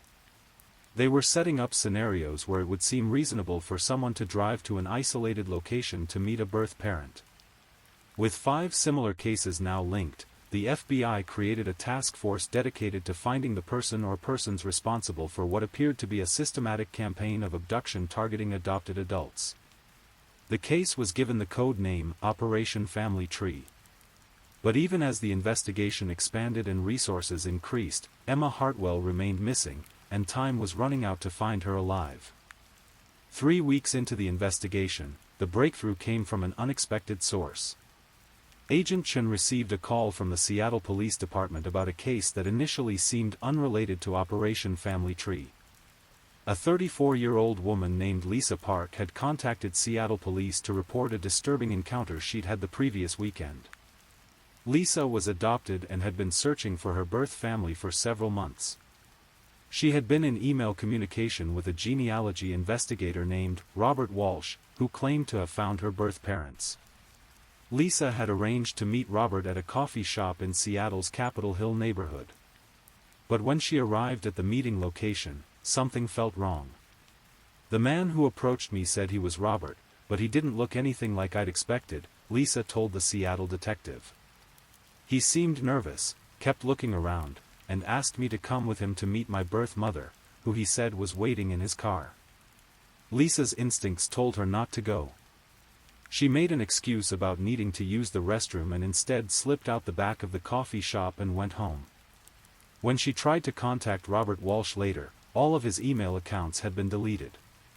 I started researching online and found some forum posts about other people who'd had similar experiences, Lisa explained. People being contacted by genealogy investigators who turned out to be fake. That's when I decided to call the police. Agent Chen immediately recognized the similarities to the Operation Family Tree cases. Lisa Park fit the victim profile perfectly, and Robert Walsh was using the same techniques as Patricia Reeves and the other fake investigators. More importantly, Lisa had gotten a good look at the man who had approached her. She was able to provide a detailed description to a police sketch artist, and the Seattle Police Department's surveillance cameras had captured footage of the man entering and leaving the coffee shop. For the first time in the investigation, law enforcement had a face to go with their suspect. The man in the surveillance footage appeared to be in his 40s, average height and build, with brown hair and glasses. He drove a dark blue pickup truck with Washington state plates, though the license plate number wasn't clearly visible in the footage. The FBI ran the sketch and photographs through their facial recognition databases, and after several days of analysis, they got a hit. The man was identified as Robert William Martinez, a 43-year-old former logger from rural Washington who had a history of minor criminal offenses and had been living off the grid for the past several years. Martinez had grown up in the Pacific Northwest and had worked in various lumber and mining operations throughout Oregon and Washington. He had no fixed address but was known to move between seasonal work sites and remote cabins throughout the region. Martinez fit the profile of someone who would be familiar with isolated areas throughout the Pacific Northwest, Agent Chen noted. Someone who would know places where he could take victims without being observed. The FBI immediately issued a BOLO, be on the lookout, alert for Martinez and his vehicle. But finding someone who lived off the grid in the vast wilderness areas of the Pacific Northwest would prove to be a significant challenge. Meanwhile, Santos and her team worked to trace Martinez's recent activities. They discovered that he had been using various identities to rent post office boxes in small towns throughout Oregon and Washington, which he used to manage his fake genealogy investigator personas. Cell phone records showed that Martinez had been in the Portland area on the day Emma disappeared, and his phone had pinged cell towers along the same general route that Emma's car had traveled that Sunday afternoon. But the most significant discovery came when investigators found Martinez's abandoned campsite in a remote area of the Mount Hood National Forest, about 90 minutes east of Portland. The site showed signs of recent habitation, and forensic analysis revealed DNA evidence linking Martinez to the location. Even more importantly, they found items that belonged to the missing victims, including Emma's messenger bag, which contained her journal. Santos opened Emma's journal to the final entry, dated October 15, 2023, the morning of her disappearance. Emma had written, "Today might be the day that changes everything. I'm nervous and excited and scared all at the same time. What if he doesn't like me? What if I don't live up to his expectations? But I have to try. I've been searching for this connection my whole life, and now it's finally within reach. I keep thinking about what Mom would say. She'd tell me to be careful but to follow my heart. I'm trying to do both. The entry ended there, mid-thought, as if Emma had been interrupted or had decided to finish writing later. Reading Emma's final words, Santos felt the weight of the case more heavily than ever. Emma had been full of hope and anticipation when she left her apartment that Sunday afternoon, completely unaware that she was walking into a carefully laid trap. With Martinez identified and evidence linking him to multiple victims, the search intensified. But the vast wilderness areas where he was likely hiding posed enormous challenges. Time was running out, and everyone involved in the investigation knew that the longer the victims remained missing, the less likely it became that they would be found alive. The final phase of Operation Family Tree was about to begin, and Emma Hartwell's fate, along with that of 4 other missing people, hung in the balance. That concludes the story Emma Hartwell. The case of Emma Hartwell and the Pacific Northwest genealogy predator remains active, with law enforcement agencies continuing their search for Robert Martinez and the missing victims. As you drift off to sleep tonight, perhaps take a moment to appreciate the connections you have with your loved ones, and remember that in our increasingly connected world, not everyone who reaches out to us online has good intentions. Story 3. This case takes us to the sun-drenched streets of Santa Barbara, California, where passion, jealousy, and modern technology intersected in ways that would ultimately bring a killer to justice. This is the story of Marcus Rivera, a talented photographer whose eye for beauty and truth would, in the end, capture the evidence needed to solve his own murder. It's a story that reminds us how the digital age has transformed not just how we live, but how justice is served. Our journey begins in the summer of 2019, in a city known for its pristine beaches, Spanish architecture, and wealthy residents who value their privacy. But beneath Santa Barbara's polished surface, human emotions, love, betrayal, and deadly rage, were about to collide with devastating consequences. Marcus Rivera had always seen the world differently. Even as a child growing up in East LA, he would notice things others missed, the way sunlight filtered through smog to create unexpected beauty, how shadows could tell stories more compelling than the objects that cast them, the emotions that flickered across faces when people thought no one was looking. By 2019, at age 34, Marcus had built a successful career as a freelance photographer specializing in what he called authentic moments. His Instagram account, @MarcusCaptures, had over 50,000 followers who appreciated his ability to find extraordinary beauty in ordinary situations. But his real passion, and his primary income, came from wedding photography. Marcus didn't just take pictures at weddings, recalled his best friend and business partner, Diego Morales. He captured love stories. Couples would hire him not just for the formal shots, but because he had this gift for seeing and preserving the small, intimate moments that make each relationship unique. Marcus had moved to Santa Barbara 3 years earlier, drawn by the perfect California light and the steady stream of high-end weddings that took place in the area's luxury resorts and vineyards. He rented a small studio apartment in the Funk Zone, an artsy neighborhood near the beach, and quickly established himself in the local wedding industry. He was known for his professionalism, his creative eye, and his ability to put nervous couples at ease. His work spoke for itself, emotional, artistic photographs that couples treasured long after their wedding day. His calendar was booked solid, often months in advance. But Marcus's success came with an unexpected complication, one that would ultimately cost him his life. In March 2019, Marcus was hired to photograph the wedding of Stephanie Chen and Robert Manning at the Bacara Resort. The wedding was lavish, 200 guests, a beachfront ceremony, and a reception that reportedly cost over $80,000. For Marcus, it was just another beautiful Santa Barbara wedding, the kind of event that had become routine in his professional life. What wasn't routine was his instant connection with Stephanie Chen. Stephanie was 28, a marketing executive for a tech company in San Francisco who had grown up in Santa Barbara. She was intelligent, ambitious, and strikingly beautiful, exactly the kind of woman who would normally be completely out of Marcus's league, or so he thought.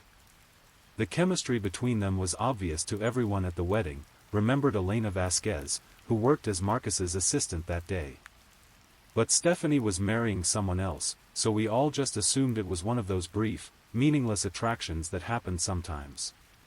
Robert Manning, the groom, was 35 and worked in private equity.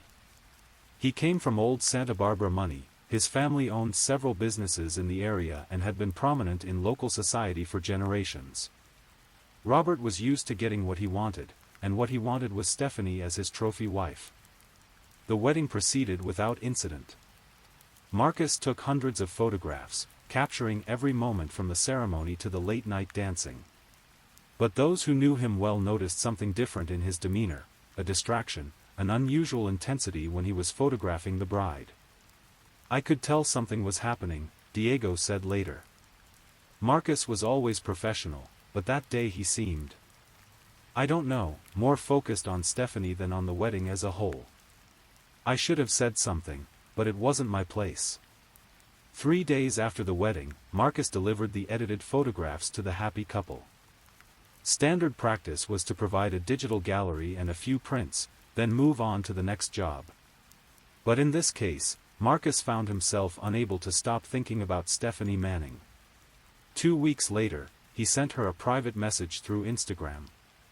"I hope you don't think this is inappropriate," his message read, "but I wanted to tell you that photographing your wedding was one of the most inspiring experiences of my career. You have this incredible light about you, and I hope your new husband knows how lucky he is." Stephanie's response came within hours, "Thank you for saying that. The photos are absolutely beautiful. Robert and I are so grateful for your work." It was a perfectly appropriate response. Professional, grateful, appropriate. But it opened a door that should have remained closed. Over the following weeks, their Instagram exchanges became more frequent and more personal. Marcus would share photos from his other work, and Stephanie would comment with thoughtful observations about composition and emotion. They discovered they shared interests in art, travel, and social justice causes. "Looking back, I can see how it evolved," Stephanie would later tell investigators. "It started as professional appreciation, then became friendship, and then, something more. I knew it was wrong, but Marcus made me feel seen in a way that Robert never did." By June 2019, their online friendship had moved to private messaging, then to text messages, and finally to secret meetings. Marcus would drive up to San Francisco on weekends when Robert was traveling for business. Stephanie would come to Santa Barbara when she could get away from work. Their affair was passionate but also dangerous. Robert Manning was not the kind of man who would take betrayal lightly, and Santa Barbara's high society was a small world where secrets were hard to keep. Marcus knew he was playing with fire, Diego recalled. But he was completely infatuated with Stephanie. He'd never been in love like that before, and he couldn't see past his feelings to the potential consequences. Marcus began taking risks.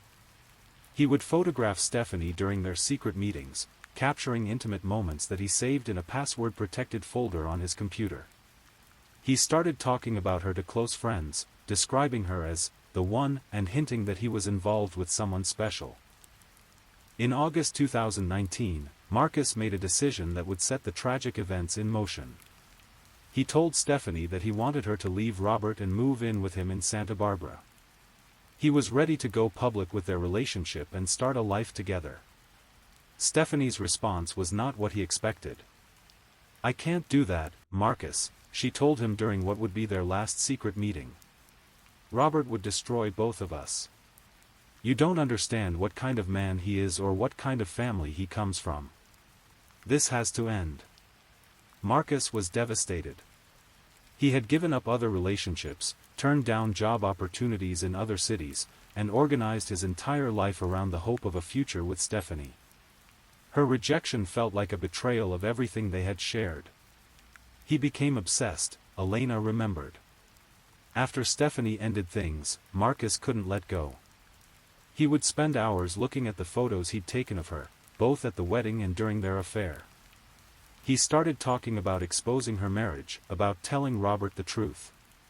Friends tried to intervene, urging Marcus to move on and find someone available.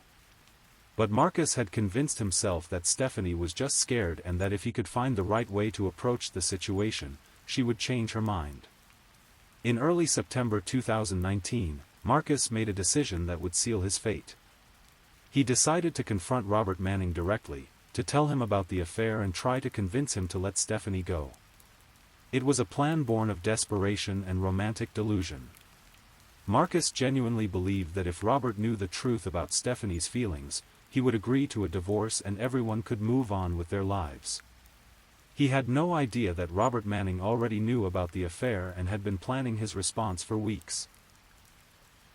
September 15, 2019, was a typical Sunday in Santa Barbara. The morning marine layer had burned off by 10 a.m., revealing the kind of perfect blue sky that drew people from around the world to the Central Coast. Tourists strolled State Street, families gathered at the beach, and the wealthy residents of Montecito tended their gardens and enjoyed their ocean view brunches. Marcus Rivera woke up in his Funk Zone apartment with a sense of purpose he hadn't felt in weeks. Today was the day he would finally confront Robert Manning and tell him the truth about the affair with Stephanie. In Marcus's mind, honesty would somehow set everyone free. He had spent the previous evening crafting what he thought would be a persuasive argument. He would tell Robert that Stephanie was unhappy in their marriage, that she deserved to be with someone who truly understood and appreciated her, and that continuing the charade of their marriage would only hurt everyone involved. Looking back, friends and family would marvel at Marcus's naivety. He was a talented artist but an inexperienced romantic who had never encountered the kind of wealth, power, and ruthlessness that characterized Robert Manning's world. Marcus had this belief that people were fundamentally good, Diego reflected later. He couldn't imagine that someone would react to the truth with violence. He thought Robert would be hurt, maybe angry, but ultimately reasonable. What Marcus didn't know was that Robert Manning had discovered the affair weeks earlier through a private investigator he had hired to monitor Stephanie's activities. Robert had been suspicious of his wife's frequent trips to Santa Barbara and her suddenly secretive behavior with her phone. The investigator, a former police detective named Frank Kozlowski, had provided Robert with photographs, phone records, and a detailed timeline of the affair. Robert knew about every secret meeting, every romantic text message, every lie Stephanie had told to cover her tracks. But rather than confronting his wife immediately, Robert had chosen a different path. He began planning his revenge. Robert Manning was a sociopath, prosecutor Janet Walsh would later argue in court. He didn't react to his wife's betrayal with the normal emotions of hurt or anger. He reacted with cold calculation and a desire for complete control. He wanted to destroy both Stephanie and Marcus, but he wanted to do it in a way that would leave him appearing to be the victim. Robert's plan was sophisticated and methodical. He would eliminate Marcus Rivera, the man who had corrupted his wife, and frame Stephanie for the murder. This would give him everything he wanted: revenge against both lovers, sympathy from society, and freedom to remarry without the stigma of divorce. On the morning of September 15, Robert put his plan into motion. He called Marcus's studio and left a voicemail asking for a meeting to discuss a delicate matter concerning your recent work. Marcus, thinking that Robert had somehow discovered the affair and wanted to discuss it like civilized adults, immediately called back and agreed to meet that afternoon at Robert's estate in Montecito. I should have been suspicious when he suggested meeting at his house instead of a public place, Marcus told Diego during their last conversation. But I was so focused on finally getting everything out in the open that I didn't think about the implications. At 2:30 p.m., Marcus drove his 2016 Honda Civic up the winding roads of Montecito to Robert Manning's mansion. The house was a sprawling Mediterranean-style estate worth over $8 million, set on 3 acres of perfectly manicured grounds with panoramic ocean views. Marcus had been to the house once before, during the engagement party photo shoot he had done for the couple. That day, the house had been filled with laughter, music, and celebration. Today, it was eerily quiet. Robert met Marcus at the front door, appearing calm and composed. He was dressed casually in khakis and a polo shirt, looking like the wealthy businessman he was. Nothing in his demeanor suggested the violence he was planning. "Thank you for coming, Marcus," Robert said, extending his hand in greeting. "I think we have some things to discuss about Stephanie." Marcus shook his hand, relieved that Robert seemed willing to have a civilized conversation. "I'm glad you called," Marcus replied. "I've been wanting to talk to you for weeks." Robert led Marcus through the house to his home office, a masculine room lined with leather-bound books and expensive art. The office had French doors that opened onto a private patio overlooking the ocean. It was beautiful, peaceful, and completely isolated from any neighbors. "Can I get you something to drink?" Robert asked, playing the role of the gracious host. "Just water, thanks," Marcus replied, settling into one of the leather chairs facing Robert's desk. As Robert poured water from a crystal decanter, Marcus began to speak. "Robert, I know this is difficult, but I need to tell you something about Stephanie and me.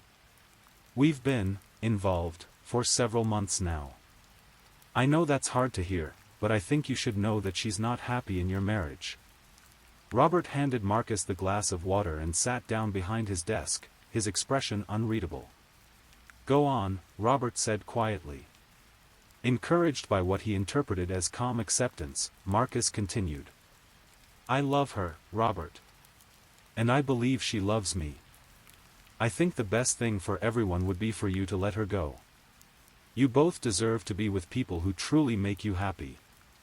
Robert nodded slowly, as if considering Marcus's words carefully. "You're right," he said finally. "This is something we need to resolve." Marcus felt a wave of relief.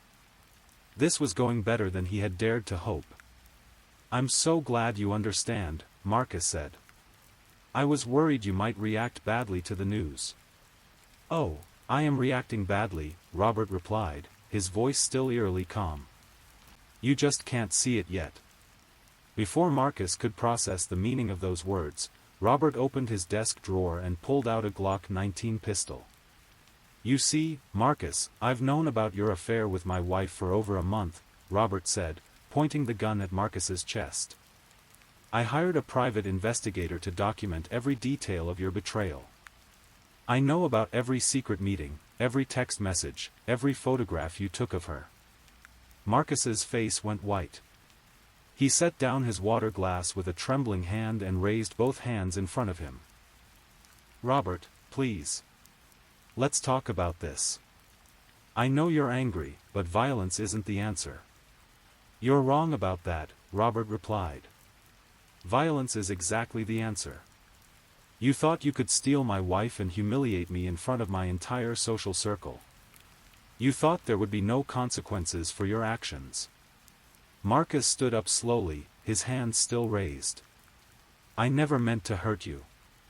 I just fell in love with her. And now you're going to die for it," Robert said matter-of-factly. What happened next would be captured in extraordinary detail by technology that Marcus had with him, though neither man realized it at the time. Marcus had a habit of using his phone to record voice memos throughout the day, reminders about photo shoots, creative ideas, grocery lists, and random thoughts. He had started a recording that morning while driving to Montecito, intending to capture his thoughts about the upcoming conversation with Robert. The phone was in his front pocket, still recording, when Robert pulled out the gun. "Please don't do this," Marcus pleaded, his voice clearly audible on the recording. "Think about what you're doing. This will ruin your life too." "No," Robert replied calmly. "This will save my life. After I kill you, I'm going to call the police and tell them that Stephanie hired you to murder me, but that I managed to turn the tables and kill you in self-defense. She'll be arrested for conspiracy to commit murder, and I'll be the grieving husband who survived an assassination attempt." The recording captured the sound of Robert's footsteps as he walked around the desk toward Marcus. "You're insane," Marcus said, backing toward the French doors. The police will never believe that story. They'll believe it because I have evidence, Robert replied. I've been planning this for weeks. I have text messages that I've altered to make it look like Stephanie was asking you to kill me. I have financial records showing payments from her account to yours. I have witnesses who will testify that she seemed afraid of me and might have wanted me dead. Marcus reached behind him and tried the handle of the French doors. They were locked. The doors are locked, and the windows are bulletproof, Robert said. I had them installed last year for security. No one can hear you scream, and no one can save you. The recording captured Marcus's labored breathing as he realized the hopelessness of his situation. If you're going to kill me anyway, Marcus said, at least tell me why you married her if you're capable of this. Robert laughed, a cold sound that sent chills through everyone who would later listen to the recording. I married her because she was beautiful and she looked good on my arm, Robert said.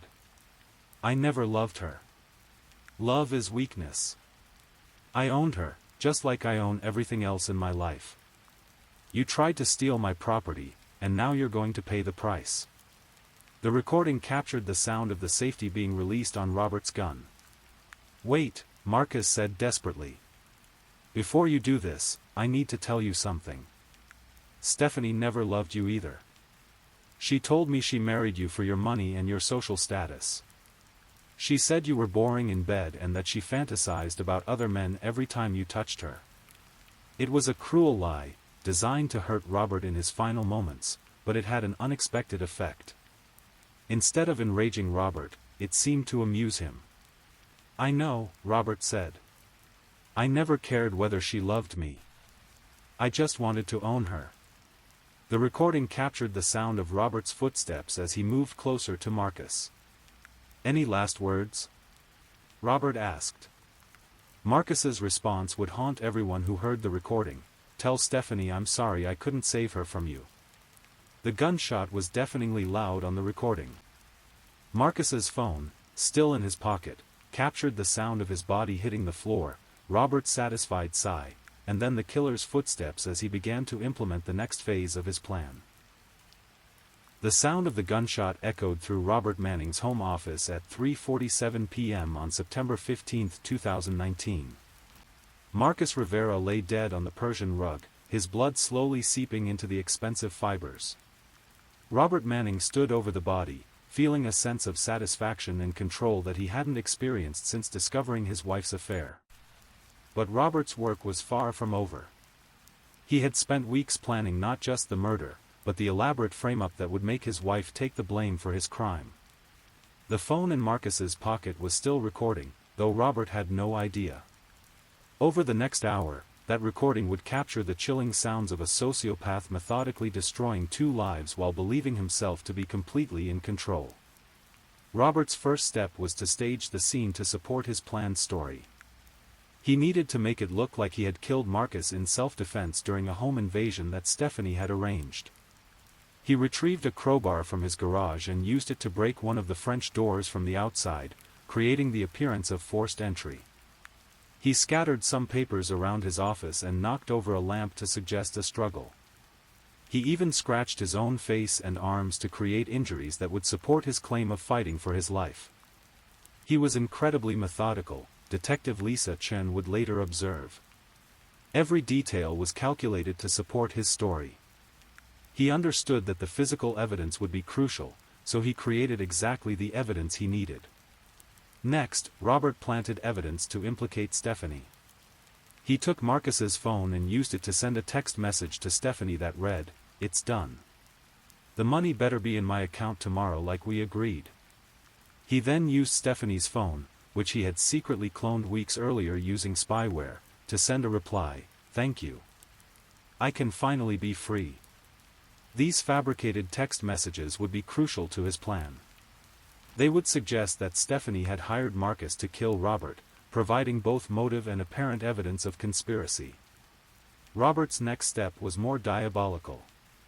He accessed Stephanie's bank account using passwords he had obtained through a keylogger on her computer and transferred $25,000 from her savings to a shell account he had created in Marcus's name. This would provide apparent evidence of payment for the assassination. The financial evidence was particularly convincing, prosecutor Janet Walsh would later note. Without knowing about Robert's access to Stephanie's accounts and his technical expertise, it would have looked like clear proof that she had paid Marcus to commit murder. At 4:52 p.m., according to the still recording phone in Marcus's pocket, Robert made his call to 911. 911, what's your emergency? My name is Robert Manning. I'm at 1247 Eucalyptus Hill Road in Montecito. Someone just tried to kill me. I think I shot him. I think he's dead. Sir, are you injured? Are you in immediate danger? I'm hurt, but I'm okay. The attacker is definitely dead. Please send police and an ambulance. Units are on the way, sir. Stay on the line with me. Can you tell me what happened? A man came to my house. He said my wife hired him to kill me. He had a gun and he tried to shoot me, but I managed to get my gun out of my desk and I shot him first. Your wife hired him? Yes, I think so. He said she promised to pay him to murder me. Oh God, I can't believe this is happening. Robert's performance was Oscar-worthy. His voice shook with apparent emotion, and he sounded like a man in shock rather than someone who had just committed premeditated murder. The first police units arrived at 5:03 p.m. Officers found Robert sitting on his front steps, holding a bloody cloth to his scratched face. He appeared to be in shock, trembling and disoriented. He's in the office, Robert told the officers, pointing toward the back of the house. I shot him. I didn't have a choice. Officers found Marcus's body exactly where Robert had left him, surrounded by the carefully staged evidence of a home invasion gone wrong. The broken French door, the scattered papers, the dropped weapon, everything supported Robert's story of a desperate fight for survival. Detective Lisa Chen arrived at the scene at 5:25 p.m.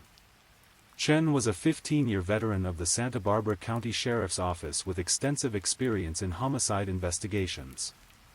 She immediately began documenting the scene and interviewing Robert. Mr. Manning, I know this is difficult, but I need to ask you some questions about what happened here today. Of course, Robert replied, his voice still shaking. I want to help in any way I can. You said the victim claimed your wife hired him to kill you. Did you have any reason to suspect your wife might want to harm you? Robert's response was perfectly calculated. Stephanie and I have been having some marital problems. I suspected she might be having an affair, but I never imagined she would want me dead. What kind of marital problems?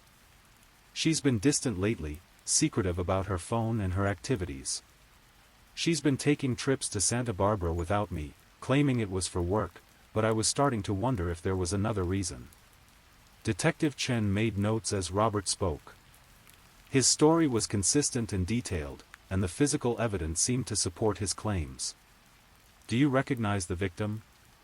Yes, his name is Marcus Rivera. He's a photographer. He took pictures at our wedding last year. Why do you think your wife would hire your wedding photographer to kill you? I think they've been having an affair, Robert said, his voice breaking with apparent emotion. Maybe she saw murder as the only way to be with him without losing the money and lifestyle that comes with being married to me. At 6:15 p.m., Detective Chen received the call she was expecting. Stephanie Manning had been arrested at her office in San Francisco based on the fabricated text messages and financial transfers that Robert had created. Mrs. Manning, you're under arrest for conspiracy to commit murder, the arresting officers told her as she sat in her cubicle, completely oblivious to the fact that her husband was dead and she was being framed for his murder. Stephanie's reaction was one of complete shock and confusion. What are you talking about? Who am I supposed to have conspired to kill? Your husband, ma'am. We have evidence that you hired Marcus Rivera to murder Robert Manning. That's impossible, Stephanie stammered. Robert isn't dead. I just talked to him this morning. And Marcus would never hurt anyone. But as the evidence was presented to her, the text messages, the financial transfers, the testimony of her supposedly grieving husband, Stephanie began to understand the scope of the trap that had been set for her. Robert planned this, she told Detective Chen during her first interrogation. He found out about the affair and decided to frame me for murder. You have to believe me. Mrs. Manning, we have your text messages arranging the murder. We have bank records showing you paid Mr. Rivera $25,000. We have your husband's testimony about your marital problems.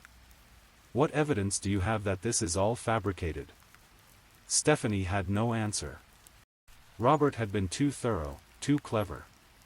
Every piece of evidence pointed to her guilt, and she had no way to prove that it had all been manufactured by the real killer. By midnight on September 15, 2019, Robert Manning's plan seemed to have worked perfectly. Marcus Rivera was dead, Stephanie Manning was in jail charged with his murder, and Robert was being treated as a hero who had survived an assassination attempt. The local media picked up the story quickly. "Millionaire survives murder plot," read the headline in the Santa Barbara News Press. "Wife hired wedding photographer to kill husband," proclaimed the San Francisco Chronicle. Robert gave interviews expressing his shock and sadness over his wife's betrayal. He played the role of a grieving husband perfectly, telling reporters that he still loved Stephanie despite what she had done and that he hoped she would get the help she needed. "I can't believe the woman I married was capable of this," he told a TV reporter, tears streaming down his face. "I keep thinking there must be some mistake, but the evidence is overwhelming." The case seemed open and shut. Stephanie Manning had been caught red-handed, and the evidence against her was overwhelming. Her attorney advised her to accept a plea bargain to avoid the death penalty. But there was one piece of evidence that Robert Manning didn't know about: Marcus Rivera's phone, still recording in his pocket, had captured everything. And that recording was about to unravel Robert's perfect crime. 3 days after Marcus Rivera's murder, Detective Lisa Chen was conducting a thorough review of the evidence when she made a discovery that would change everything. While cataloging Marcus's personal effects, she found his iPhone still in his pocket, and when she powered it on, she discovered something extraordinary. The phone's voice memo app had been recording for over 2 hours on September 15, capturing not just the murder itself, but Robert Manning's detailed confession and his methodical staging of the crime scene. "I've been a detective for 15 years, Chen would later recall, and I've never encountered a case where the victim provided such complete testimony about their own murder. Marcus Rivera literally spoke to us from beyond the grave." The recording was crystal clear. Chen listened in growing amazement as she heard Robert Manning's voice calmly explaining his plan to frame Stephanie for murder, his admission to killing Marcus in cold blood, and his step-by-step process of creating false evidence. At 2:30 p.m. on September 18, Detective Chen called District Attorney Janet Walsh with news that would turn the case upside down. "Janet, you need to hear this recording immediately," Chen said. "We've got the wrong person in custody. Stephanie Manning is innocent, and her husband is a cold-blooded killer." Walsh listened to the recording with growing horror and amazement. The evidence was overwhelming and undeniable. Robert Manning had not only committed murder but had done so in a way that demonstrated premeditation, exceptional cruelty, and a level of manipulation that was truly chilling. "This is one of the most diabolical murder plots I've ever encountered," Walsh told Chen. "Manning didn't just kill Marcus Rivera, he tried to destroy his wife's life as well. We need to move quickly before he realizes what we've discovered." The challenge was arresting Robert Manning without alerting him to the existence of the recording. If he suspected that his confession had been captured, he might destroy other evidence or flee the country. Detective Chen developed a strategy to arrest Robert under the pretense of needing additional information about the supposed home invasion. She called him and asked if he could come to the station to review some evidence and clarify details about the attack. "Of course, Detective," Robert replied, his voice full of helpful concern. "I want to do everything I can to make sure Stephanie gets the help she needs and that justice is served." Robert's confidence was absolute. He believed his plan had worked perfectly and that he was now playing the role of the helpful victim assisting in the prosecution of his wife. On September 19 at 10 a.m., Robert Manning walked into the Santa Barbara County Sheriff's Office believing he was there to help convict his wife of attempted murder. Instead, he was about to face the most shocking moment of his life. Detective Chen led Robert to interview room 3, a windowless space equipped with recording equipment and a two-way mirror. Robert seemed relaxed and confident, still playing his role as the cooperative victim. "Mr. Manning, thank you for coming in," Chen began. "We have some new evidence in your case that we'd like you to review." "New evidence?" Robert asked, looking slightly concerned. "What kind of evidence?" "Audio evidence," Chen replied, placing a digital recorder on the table between them. "We found this recording on Marcus Rivera's phone." Chen pressed play, and Robert's own voice filled the room. "You see, Marcus, I've known about your affair with my wife for over a month. I hired a private investigator to document every detail of your betrayal." The color drained from Robert's face as he heard his own confession playing back to him. His carefully constructed facade crumbled in an instant, replaced by the cold, calculating expression that revealed his true nature. "That recording was made illegally," Robert said, his voice no longer shaking with false emotion. "It's inadmissible in court." "Actually, Mr. Manning, the recording was made by the victim on his own phone in a private residence," Chen replied. "It's completely legal and completely admissible." The recording continued to play, and Robert listened to his own voice describing his plan to frame Stephanie for murder. His hands clenched into fists as he realized that his perfect crime was unraveling before his eyes. "I want a lawyer," Robert said finally. "That's your right," Chen replied. "But first, you're under arrest for the murder of Marcus Rivera." As Chen read Robert his Miranda rights, she could see the wheels turning in his mind. He was trying to find a way out, searching for an angle that might still save him. But the recording had captured everything, and there was no explanation that could overcome his own detailed confession. Robert Manning was booked into the Santa Barbara County Jail at 11:30 a.m. on September 19, 2019. Meanwhile, across the state, Stephanie Manning was being released from custody in San Francisco, the charges against her dropped based on the newly discovered evidence. The news of Robert's arrest sent shockwaves through Santa Barbara's high society. The man who had been portrayed as a heroic victim was revealed to be a calculating killer who had tried to destroy his own wife's life to cover up his crime. The recording changed everything, prosecutor Janet Walsh explained to the media. Not only did it prove Robert Manning's guilt beyond any doubt, but it also revealed the extent of his manipulation and cruelty. This wasn't just a murder, it was an attempt to frame an innocent woman for a crime she didn't commit. The case became a sensation, not just locally but nationally. The idea that a murder victim had essentially solved his own case through accidental recording captured the public imagination and highlighted how modern technology was changing criminal investigations. Legal experts called it one of the most compelling pieces of evidence ever presented in a murder case. The recording didn't just show that Robert was guilty, it provided a complete picture of his mindset, his methods, and his callous disregard for human life. "In 30 years of practicing law, I've never seen evidence this complete and damning," said defense attorney Michael Torres, who was following the case for a legal journal. Robert Manning's own words condemned him more thoroughly than any prosecutor ever could. As Robert sat in his jail cell awaiting trial, he must have realized the bitter irony of his situation. His meticulous planning, his attention to detail, and his belief in his own superiority had all been undone by a simple recording device that he never knew was running.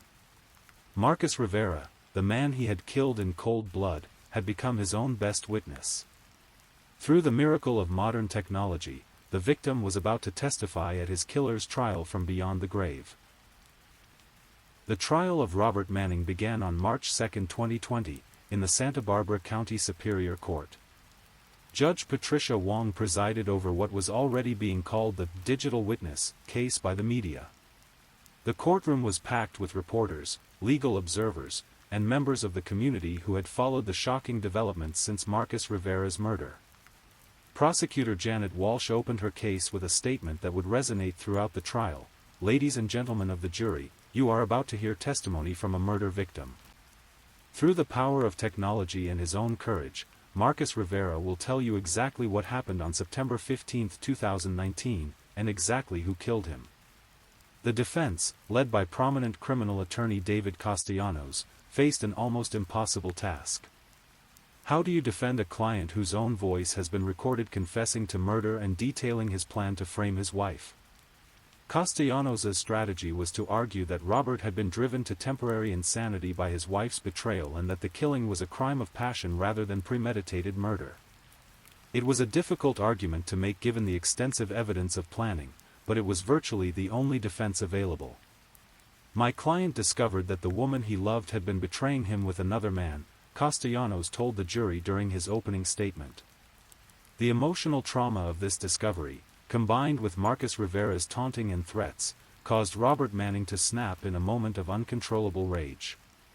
But the prosecution's case was devastating in its completeness. Walsh played the entire 2-hour recording for the jury, allowing them to hear Robert's calm, calculated voice as he explained his plan in chilling detail. The recording spoke for itself. There was no evidence of sudden passion or temporary insanity. Instead, the jury heard a man who had planned every detail of the murder and frame up with cold precision. You can hear in his voice that this wasn't a crime of passion, Walsh argued. Robert Manning speaks about killing Marcus Rivera the way someone might discuss a business transaction. There's no emotion, no regret, no indication that he's acting impulsively. This was premeditated murder, plain and simple. The prosecution also presented evidence of Robert's extensive preparation. Phone records showed he had been monitoring Stephanie's communications for weeks. Financial records revealed his creation of shell accounts and his access to his wife's banking information. The private investigator, Frank Kozlowski, testified about the surveillance Robert had commissioned to document the affair. Robert Manning didn't kill Marcus Rivera in a moment of passion, Walsh told the jury. He spent weeks planning this murder and developing an elaborate scheme to frame his innocent wife. This wasn't temporary insanity, this was the calculated action of a sociopath who saw human beings as objects to be manipulated and discarded. Perhaps the most powerful moment of the trial came when Stephanie Manning took the stand to testify about her marriage and the affair. She spoke honestly about her relationship with Robert, describing a man who was controlling, emotionally distant, and obsessed with his public image. Robert never loved me, Stephanie testified, tears streaming down her face. I was a trophy to him, a beautiful object that enhanced his social status. When I had the affair with Marcus, I wasn't just betraying my marriage vows, I was damaging Robert's property, and he couldn't tolerate that. She described the terror she felt when she was arrested and realized the scope of Robert's manipulation. I knew he was capable of cruelty, but I never imagined he would kill someone and then try to destroy my life to cover it up. The man I married was a stranger to me. The defense's case was brief and largely ineffective. Castellanos called several character witnesses who testified about Robert's previous good reputation in the community, but their testimony seemed hollow in the face of the recording evidence. A psychiatrist testified that Robert might have suffered a brief psychotic episode triggered by the stress of discovering his wife's affair, but the prosecution's psychiatric expert effectively dismantled this theory during cross-examination. There's nothing in Robert Manning's behavior that suggests psychosis or temporary insanity, testified Dr. Sarah Martinez, a forensic psychiatrist. His actions show clear planning, rational thought, and goal-oriented behavior. He knew exactly what he was doing and why he was doing it. The trial lasted 3 weeks, but the outcome was never in doubt. The jury deliberated for less than 4 hours before returning a verdict of guilty on all charges: first-degree murder, conspiracy to commit fraud, and attempted murder, for his plan to frame Stephanie. Judge Wong sentenced Robert Manning to life in prison without the possibility of parole, calling his crimes among the most callous and calculated acts of violence she had encountered in her judicial career. "Mr. Manning, you didn't just take Marcus Rivera's life," Judge Wong said during sentencing. "You attempted to destroy your wife's life as well, all to satisfy your own ego and desire for control. Your actions demonstrate a complete lack of humanity and remorse." Robert showed no emotion as the sentence was read. Even in defeat, he maintained the cold, calculating demeanor that had characterized his entire approach to the crime. The case of Marcus Rivera's murder became a landmark in the use of digital evidence in criminal prosecutions. Legal scholars and law enforcement agencies studied the case as an example of how modern technology could provide unprecedented insight into criminal behavior. The Rivera case changed how we think about digital evidence, explained Dr. Jennifer Liu, a professor of criminal justice at UC Santa Barbara. It wasn't just that the recording captured the crime, it captured the criminal's entire mindset and methodology. It was like having a window into the mind of a killer. The recording also sparked discussions about privacy and surveillance in the digital age. While Marcus's accidental recording had served justice, it raised questions about when and how such evidence could be collected and used. Stephanie Manning filed for divorce immediately after Robert's conviction and eventually moved back to Santa Barbara, where she started a non-profit organization dedicated to helping victims of domestic abuse and manipulation. She often spoke about how the experience had taught her to recognize the warning signs of controlling behavior. Robert's crime wasn't just murder, Stephanie would tell audiences at domestic violence conferences. It was the ultimate act of control. He tried to steal my identity, my freedom, and my future. The fact that Marcus's recording exposed the truth probably saved my life. Marcus Rivera's family established a scholarship fund in his name for aspiring photographers, particularly those from underserved communities. His work continues to be displayed in galleries throughout California, and his story serves as a reminder of how art and technology can intersect in unexpected ways. Diego Morales, Marcus's best friend and business partner, took over his photography business and continues to honor his memory by maintaining the same standards of artistic excellence and personal integrity that Marcus embodied. Marcus always said that photography was about capturing truth, Diego reflected. In the end, that's exactly what he did. He captured the truth about his own murder and made sure justice was served. Robert Manning remains incarcerated at California State Prison, Sacramento. He has never expressed remorse for his crimes and continues to maintain his innocence despite the overwhelming evidence against him. He has filed numerous appeals, all of which have been unsuccessful. The case serves as a stark reminder of how domestic abuse can escalate to murder, and how modern technology, in the hands of both criminals and investigators, can shape the pursuit of justice in unexpected ways. As we close this story, we're reminded that in our digital age, the truth has a way of surviving even the most elaborate attempts to bury it. Marcus Rivera's voice, speaking from beyond the grave through a simple recording device, ensured that justice was served and that his killer's perfect crime became his perfect downfall. The photographer's last shot wasn't captured with a camera, it was captured with his phone, and it became the most important evidence in solving his own murder. This has been another solved true crime story. Remember that even in our darkest moments, the truth has a way of emerging, and justice, though sometimes delayed, often finds a way to prevail. What I know for sure is that those who seek to harm others will ultimately face the consequences of their actions. Please, if you're still awake and listening, don't forget to comment where you're listening from and the current time in your corner of the world. Also, be sure to like this video and subscribe if you haven't already, so you don't miss our daily true crime stories for sleep. Now, let's move on to our next story. Story 4. Tonight, we're traveling to the desert landscapes of Phoenix, Arizona, where the scorching summer of 2024 brought more than just record-breaking temperatures. It brought a mystery that would shake the tight-knit medical community of one of America's fastest-growing cities. This is the story of Dr. Amanda Blackwood, a 34-year-old emergency room physician who vanished without a trace on the night of June 15, 2024.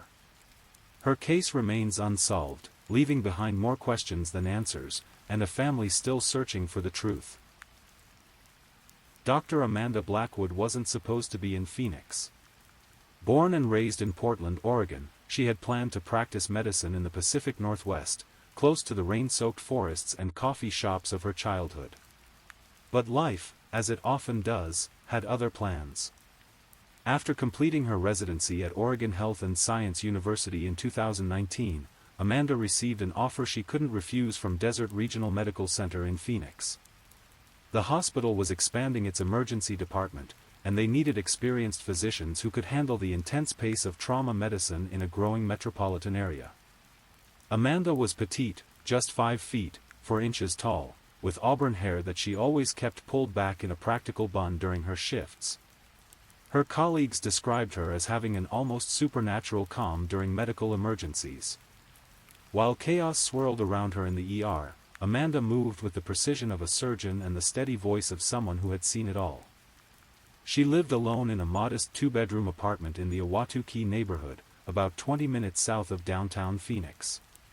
It was a quiet area, filled with young professionals and retirees who appreciated the mountain views and the sense of safety that came with planned communities. Amanda had chosen the apartment specifically because it had a small balcony that faced west, where she could watch the desert sunsets that had become her nightly ritual. Those who knew Amanda well, and there weren't many, as she was intensely private, described her as methodical in everything she did. She kept detailed journals, not just of her medical cases, but of her daily life. She tracked her running routes through the desert trails, her reading progress through medical journals, even her grocery shopping lists were precisely organized.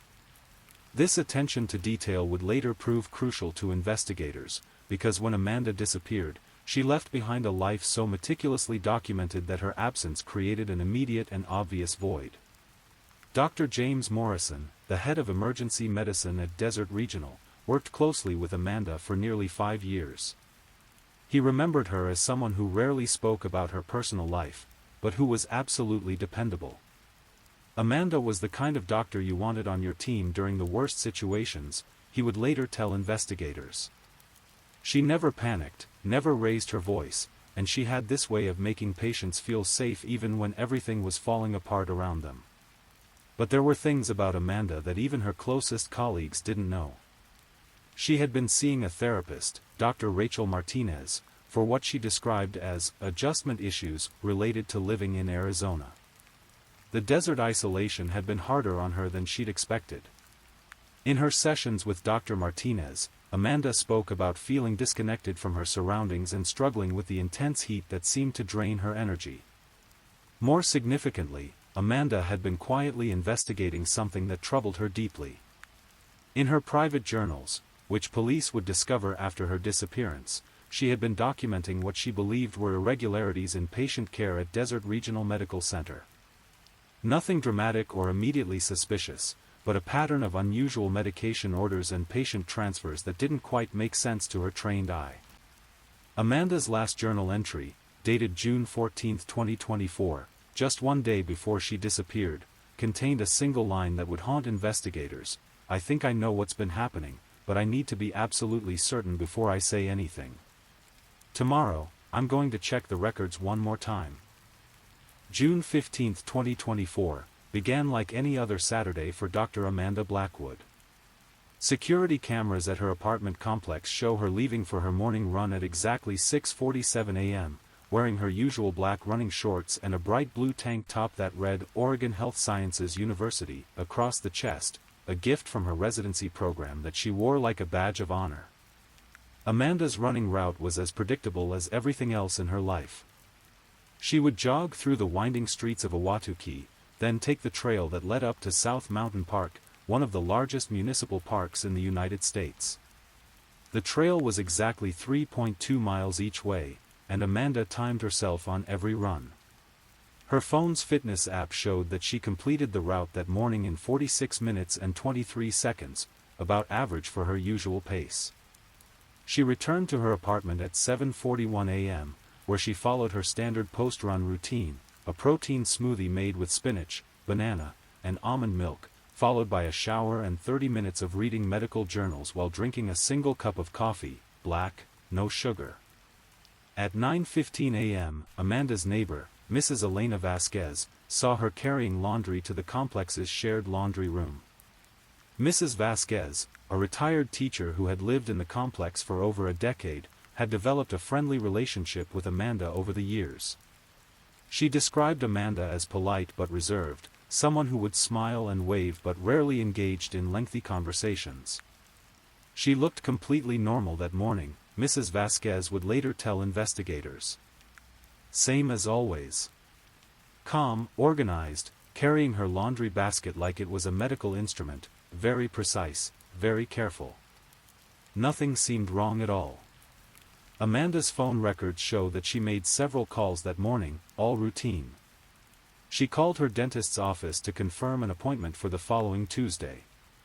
She spoke with her mother in Portland for 18 minutes, their usual weekly check-in call where Amanda would update her parents on her work and her mother would share neighborhood gossip from Oregon.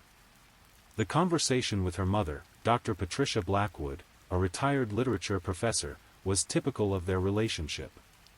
Amanda was dutiful about staying in touch, but she kept her personal struggles private. She sounded fine, Patricia would later recall through tears. Maybe a little tired, but she was always tired after her shifts at the hospital. She mentioned the heat was getting to her, but she said that every summer. There was nothing that made me think anything was wrong. At 11:30 a.m., Amanda texted her colleague, Dr. Sarah Kim, asking if she wanted to meet for lunch at their usual spot, a quiet cafe called Desert Bloom that specialized in healthy salads and fresh juices. Dr. Kim couldn't make it, she was covering an extra shift at the hospital, but she suggested they meet for lunch the following Tuesday instead. Amanda spent the afternoon at home, which was unusual for her on weekends. Typically, she would drive to one of Phoenix's many hiking trails or visit the Desert Botanical Garden, which had become one of her favorite places to unwind. But according to the detailed schedule she kept in her phone, she had blocked out the entire afternoon for what she called research time. Her laptop's browser history from that day reveals that Amanda spent hours accessing the hospital's patient database system. She was looking up specific cases, cross-referencing medication dispensation records with patient outcomes. The search pattern suggests she was following up on the concerns she had mentioned in her journal entry the day before. At 4:30 p.m., Amanda made a phone call that investigators would later identify as potentially significant.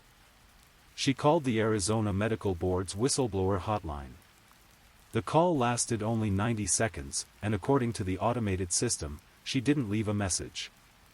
However, phone records show that she immediately called the number again and this time stayed on the line for 7 minutes. No one knows what Amanda said during that call. The Arizona Medical Board's policies require that all whistleblower reports be kept confidential, and they have never publicly acknowledged whether Amanda made a formal complaint that day. That evening, Amanda followed her usual weekend routine. She ordered dinner from her favorite Thai restaurant, pad Thai with tofu, medium spicy, no peanuts due to a mild allergy. The delivery driver, Carlos Mendez, who had been delivering to Amanda for over 2 years, remembered dropping off her order at 7:15 p.m. She was always very polite, always tipped well, Carlos recalled. That night was no different. She came to the door, paid cash like she always did, said thank you, and that was it. She seemed normal to me. Security cameras show Amanda bringing her food inside and not leaving her apartment again until 10:23 p.m. What happened during those 3 hours would become one of the most puzzling aspects of her disappearance. Amanda's phone shows no outgoing calls or texts during that time. Her laptop was closed. Her television wasn't turned on. According to investigators' reconstruction of the evening, Amanda ate her dinner, then spent time writing in her journal. The entry from that evening was never found. The journal was discovered with its last entry from June 14th, suggesting that Amanda either took the journal with her when she left, or someone else removed the final pages. At 10:23 p.m., security cameras captured Amanda leaving her apartment building. She was wearing jeans, a white cotton blouse, and comfortable walking shoes. She carried a small black purse and appeared to be walking with purpose, not like someone going for a casual evening stroll. Amanda got into her car, a silver 2021 Toyota Camry, and drove out of the apartment complex. The security camera at the exit shows her vehicle heading north toward Phoenix's city center. That was the last confirmed sighting of Dr. Amanda Blackwood alive. When Amanda didn't show up for her shift at Desert Regional Medical Center on Sunday morning, June 16, her colleagues initially weren't concerned. Amanda had never called in sick without notice in 5 years of employment, but the hospital scheduling system showed that she wasn't supposed to work until Monday. It was Dr. Sarah Kim who first realized something was wrong. Amanda was supposed to meet her for lunch on Tuesday, but when Sarah tried to call her Monday evening to confirm their plans, the call went straight to voicemail. That wasn't like Amanda, who was religiously attached to her phone and always responded to calls from colleagues within an hour. Sarah tried calling again Tuesday morning, then decided to drive to Amanda's apartment during her lunch break. When Amanda didn't answer her door, Sarah convinced the apartment complex's maintenance supervisor to do a wellness check. The apartment was unlocked, which immediately struck everyone as odd. Amanda was meticulous about security, always locking her door, even when she was just going to the laundry room. Inside, everything appeared normal at first glance. The apartment was clean and organized, exactly as Amanda always kept it. Her bed was made with military precision. Her dishes were washed and put away. But there were subtle signs that something was amiss.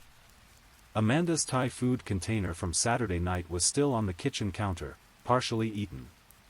Her laptop was open on the dining room table, though it had gone into sleep mode. Most significantly, her car keys were missing, but her purse, the one she had been carrying when she left the building, was sitting on the entrance table. The maintenance supervisor immediately called the Maricopa County Sheriff's Office, and within an hour, Detective Maria Santos arrived to begin the investigation that would consume her for months to come. Detective Santos, a 15-year veteran of the Sheriff's Office who specialized in missing persons cases, found several elements of the scene puzzling. Amanda's bed had been slept in, the sheets were rumpled and there was an indentation on the pillow, but Amanda's usual nighttime routine items were untouched. Her contact lens case was empty, suggesting she had put her contacts in, but her toothbrush was dry. It looked like she had gone to bed normally, then gotten up and gotten dressed to go somewhere, Detective Santos would later explain. But she left without taking several things that everyone who knew her said she never went anywhere without. Amanda's reading glasses were on her nightstand. Her fitness tracker, which she wore constantly and which tracked her sleep patterns, was plugged into its charger by her bed. Most puzzling of all, her house keys were still hanging on the hook by the front door. If you're leaving your apartment and you plan to come back, you take your house keys, Detective Santos noted. If you're leaving and you don't plan to come back, you might not bother. But then why lock the door behind you? The detective began interviewing Amanda's neighbors, starting with Mrs. Vasquez, who had seen Amanda doing laundry on Saturday morning. Mrs. Vasquez mentioned that she had heard what sounded like a car door slamming around 10:30 p.m. on Saturday night, but she hadn't looked outside to see what was happening. "I watch my television shows at that time," she explained. "I heard the sound, but I didn't think anything of it. People come and go from the parking lot all the time." Another neighbor, Tom Bradley, who lived directly above Amanda's apartment, told Detective Santos that he had heard what sounded like furniture being moved around in Amanda's apartment sometime after 11 p.m. on Saturday night.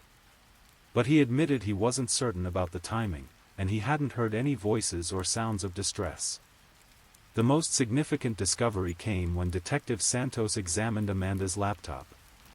The browser history showed that Amanda had been researching something very specific in the hours before she disappeared. She had been looking up information about a particular medication called propofol, specifically its use in hospital settings and the regulations surrounding its dispensation and monitoring. Propofol is a powerful anesthetic primarily used in surgical procedures. It's also the drug that killed pop star Michael Jackson, and it's heavily regulated because of its potential for abuse and its dangerous side effects when not properly monitored. Amanda's search history showed that she had been looking up recent cases of propofol diversion, instances where medical professionals had stolen the drug for personal use or illegal distribution.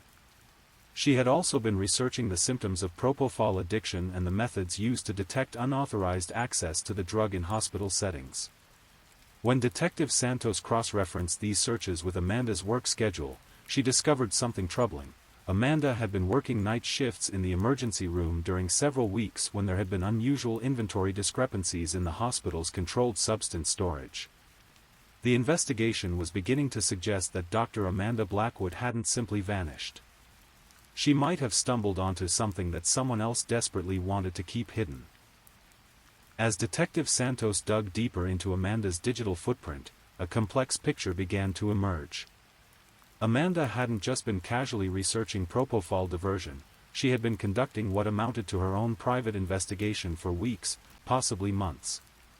Her computer contained a hidden folder labeled Inventory Analysis that contained spreadsheets tracking medication usage patterns at Desert Regional Medical Center.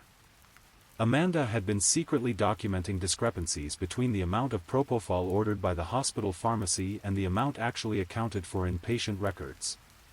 The spreadsheets were meticulous, color-coded, and showed a clear pattern. Over the past 6 months, approximately 200 vials of propofol had been unaccounted for. Not missing, exactly, but dispensed according to the inventory system without corresponding patient records to justify their use. More troubling, Amanda had identified specific staff members who had access to the controlled substance storage during the times when discrepancies occurred. She had created what amounted to a suspect list, complete with work schedules, access times, and behavioral observations. At the top of her suspect list was a name that made Detective Santos's investigation significantly more complicated: Dr. Michael Zhang, the chief of anesthesiology at Desert Regional Medical Center, and one of the most respected physicians in Phoenix's medical community. Dr. Zhang had been working at Desert Regional for 8 years and had an impeccable reputation. He was married with 2 teenage children, lived in an expensive neighborhood in Scottsdale, and was known for his dedication to patient care and medical education. He also had unrestricted access to the hospital's controlled substance storage and worked many of the same shifts as Amanda. Amanda's notes about Dr. Zhang were careful and clinical, written in the same precise language she used for medical charting. She had observed him staying late after his shifts, often in areas of the hospital where he didn't typically work. She had noticed that he seemed unusually tired during morning meetings, and she had documented several instances where he had volunteered to handle medication tasks that would normally be delegated to nursing staff. But Amanda was careful not to make direct accusations. Her notes repeatedly emphasized that she needed more evidence before drawing any conclusions. Correlation is not causation, she had written in one margin note. Need to establish pattern of access and elimination of alternative explanations. Detective Santos realized that Amanda's disappearance might not be random. If Amanda had been preparing to expose a colleague's drug diversion scheme, and if that colleague knew about her investigation, it would provide a clear motive for wanting her silenced. The detective's next step was to interview Dr. Zhang, but she decided to do so carefully, without revealing the full extent of what Amanda had discovered. She arranged to meet him at the hospital, ostensibly to discuss Amanda's work schedule and relationships with colleagues. Dr. Zhang was a tall, thin man in his early 50s with graying hair and the kind of intense focus that suggested a brilliant mind constantly at work. When Detective Santos asked about Amanda, he described her as a competent physician who kept to herself. Amanda was very professional, he said. She did excellent work in the emergency department, but she wasn't particularly social. I don't think I ever had a conversation with her that wasn't directly related to patient care. When Detective Santos asked if Amanda had ever seemed concerned about anything at the hospital, Dr. Zhang paused for a moment before answering. Actually, now that you mention it, she did seem preoccupied lately. More than usual, I mean. Amanda was always serious about her work, but in the past few weeks, she seemed, I don't know, distracted maybe? Like she had something on her mind. Detective Santos pressed gently. Did she ever mention any concerns about hospital procedures or policies? Dr. Zhang's response was interesting in its specificity. She asked me a few questions about anesthesia protocols about a month ago. Nothing unusual, just clarifications about dosing and monitoring requirements. Emergency physicians sometimes need to use sedation medications, so it wasn't an odd conversation, but it wasn't typical for Amanda to ask those kinds of questions. After the interview, Detective Santos felt more convinced that Amanda's disappearance was connected to her investigation. But she needed more evidence before she could take any action against Dr. Zhang or anyone else at the hospital. She decided to examine Amanda's car, which had been found 3 days after her disappearance in the parking lot of a 24-hour diner about 15 miles from her apartment. The car was unlocked, with Amanda's keys still in the ignition. Her cell phone was on the passenger seat, its battery dead. The diner, called Mel's All-Night Cafe, was a popular spot among hospital workers and other night shift employees because it was one of the few places in Phoenix that served decent food around the clock. Several staff members from Desert Regional Medical Center were regular customers. Detective Santos interviewed the diner's overnight staff, hoping someone had seen Amanda on Saturday night. The night manager, a woman named Joyce Patterson who had been working at Mel's for over 20 years, thought she remembered seeing someone matching Amanda's description around midnight on Saturday. There was a woman, small, reddish hair, sitting in one of the corner booths, Joyce recalled. She ordered coffee but didn't touch it. Just sat there for maybe an hour, checking her phone. She seemed nervous, like she was waiting for someone.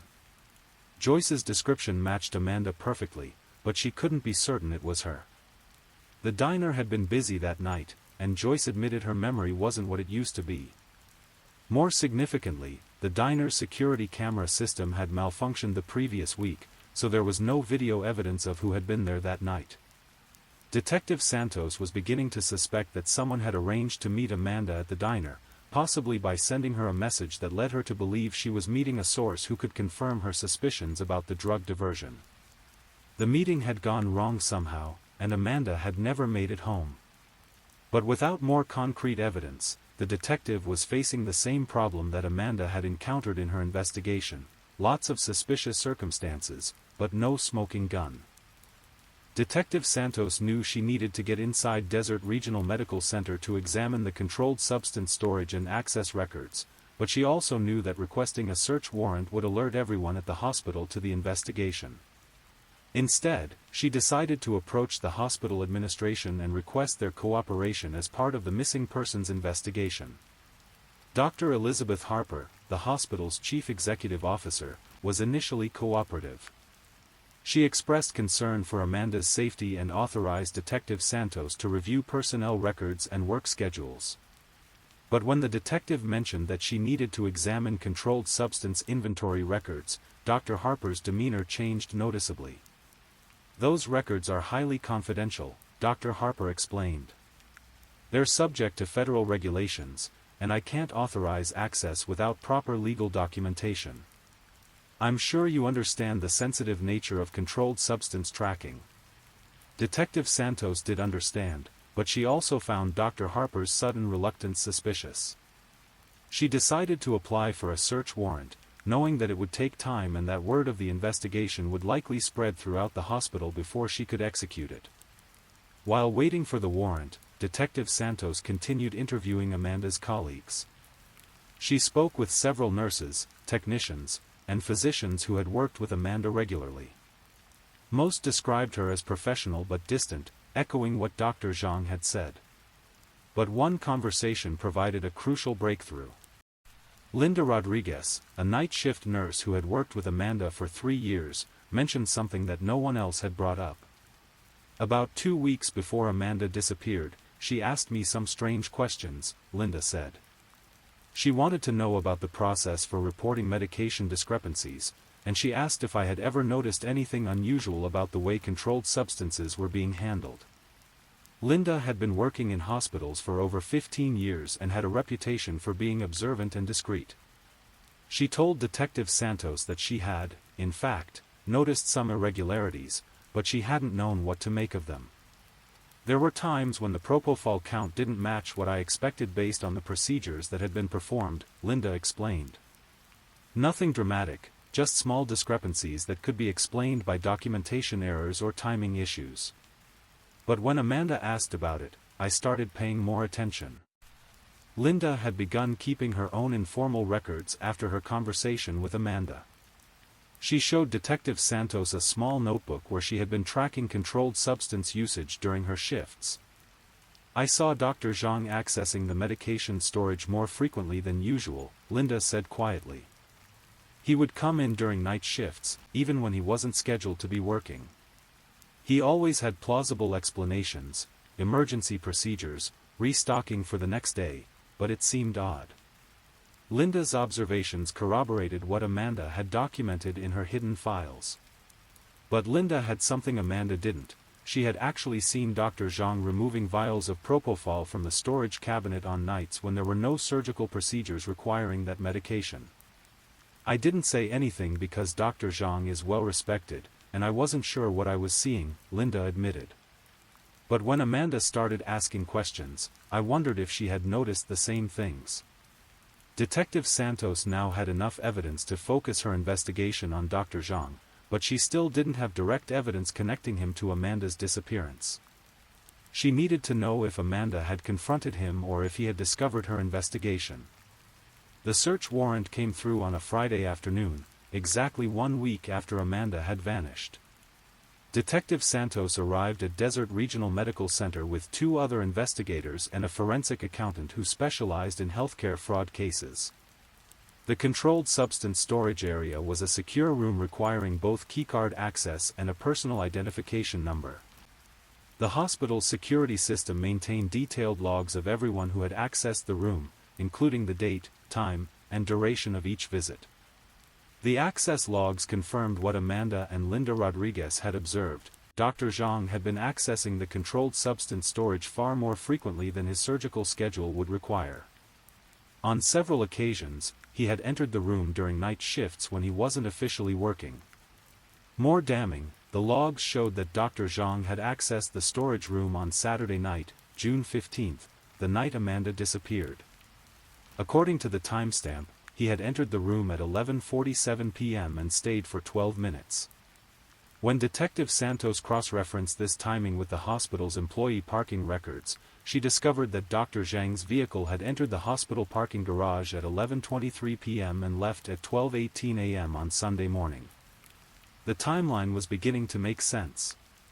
Amanda had left her apartment at 10:23 p.m., driving toward Phoenix's city center. She had been seen at Mel's all-night cafe around midnight, appearing nervous and checking her phone frequently. Dr. Zhang had been at the hospital during the same time frame, accessing the controlled substance storage for reasons that had nothing to do with patient care. Detective Santos suspected that Amanda had arranged to meet someone, possibly Dr. Zhang, to discuss her investigation.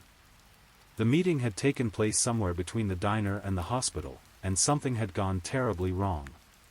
But proving this theory would require more than circumstantial evidence and suspicious timing. Detective Santos needed to find out what had happened to Amanda, and where she was now. The breakthrough in the case came from an unexpected source. Dr. Zhang's wife, Helen, called Detective Santos 3 days after the search warrant was executed at the hospital. Helen said she needed to speak with someone about her husband's behavior, and she agreed to meet the detective at a coffee shop in Scottsdale. Helen Zhang was an elegant woman in her late 40s who worked as a real estate agent in one of Phoenix's affluent neighborhoods. She appeared nervous and exhausted when she met with Detective Santos, explaining that she hadn't slept well in weeks. "Michael has been acting strangely for months," Helen said quietly. "He's been working more hours than usual, but when I call the hospital, they say he's not scheduled. He comes home at odd times, and he seems agitated and distracted." Helen told Detective Santos that her husband had been struggling with chronic back pain for over a year, stemming from an injury he sustained while mountain biking. He had been prescribed pain medication initially, but Helen suspected he had been self-medicating with drugs from the hospital. "I found vials of medication in his home office," Helen admitted. "I didn't recognize the names, but I knew they weren't prescribed to him. When I asked about them, he said they were samples for research purposes, but that didn't make sense to me." More significantly, Helen told Detective Santos that her husband had come home extremely upset on Saturday night, June 15th.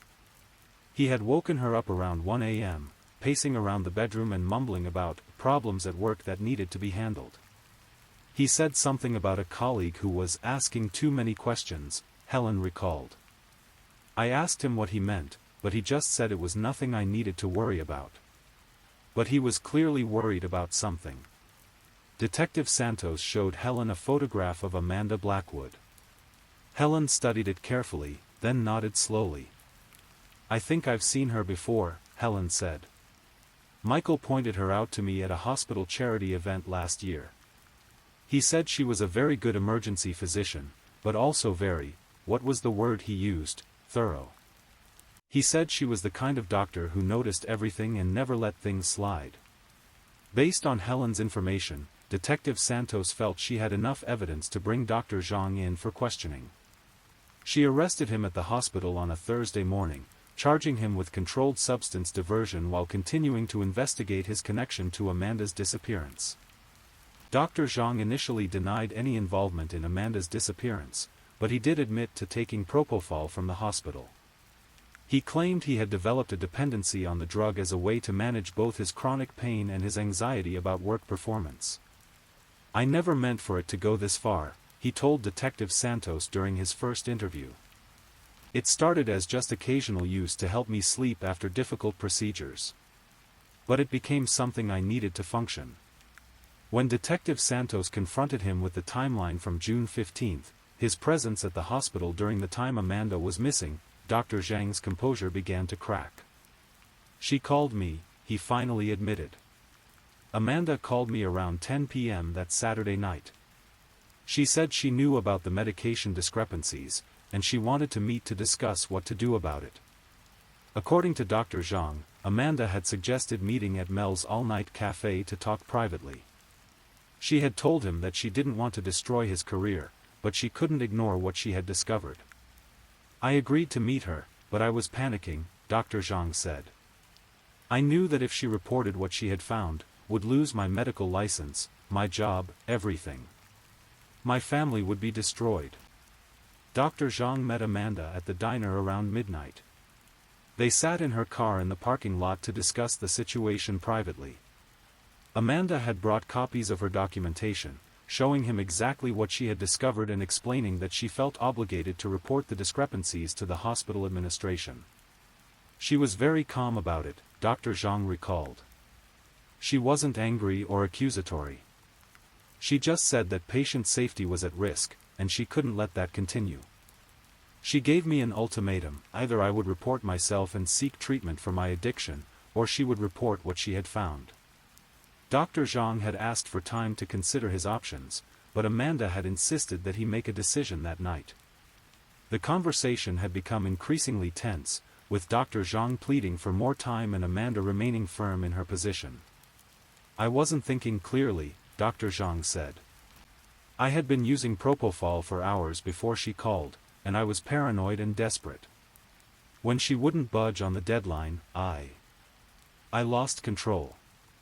According to Dr. Zhang's confession, he had injected Amanda with a large dose of propofol while they were sitting in her car. The drug had rendered her unconscious within seconds. I told myself I was just buying time to figure out what to do, he said. But I gave her too much. By the time I realized what was happening, it was too late. Amanda had died in her car in the parking lot of Mel's all-night cafe from propofol overdose. Dr. Zhang, in a state of panic and drug-induced confusion, had moved her body to his own vehicle and driven to a remote area of the Sonoran Desert, about 60 miles south of Phoenix. I buried her out there, he said through tears. I told myself it was to protect my family, but I know that's not true. I was just trying to protect myself. Dr. Zhang led investigators to the location where he had buried Amanda's body. She was found on a Friday morning in early July, exactly 3 weeks after she had disappeared. The medical examiner confirmed that she had died from propofol poisoning. Dr. Michael Zhang was charged with second-degree murder and multiple counts of controlled substance diversion. He ultimately pleaded guilty to manslaughter and was sentenced to 15 years in prison. He lost his medical license and was ordered to pay restitution to Amanda's family.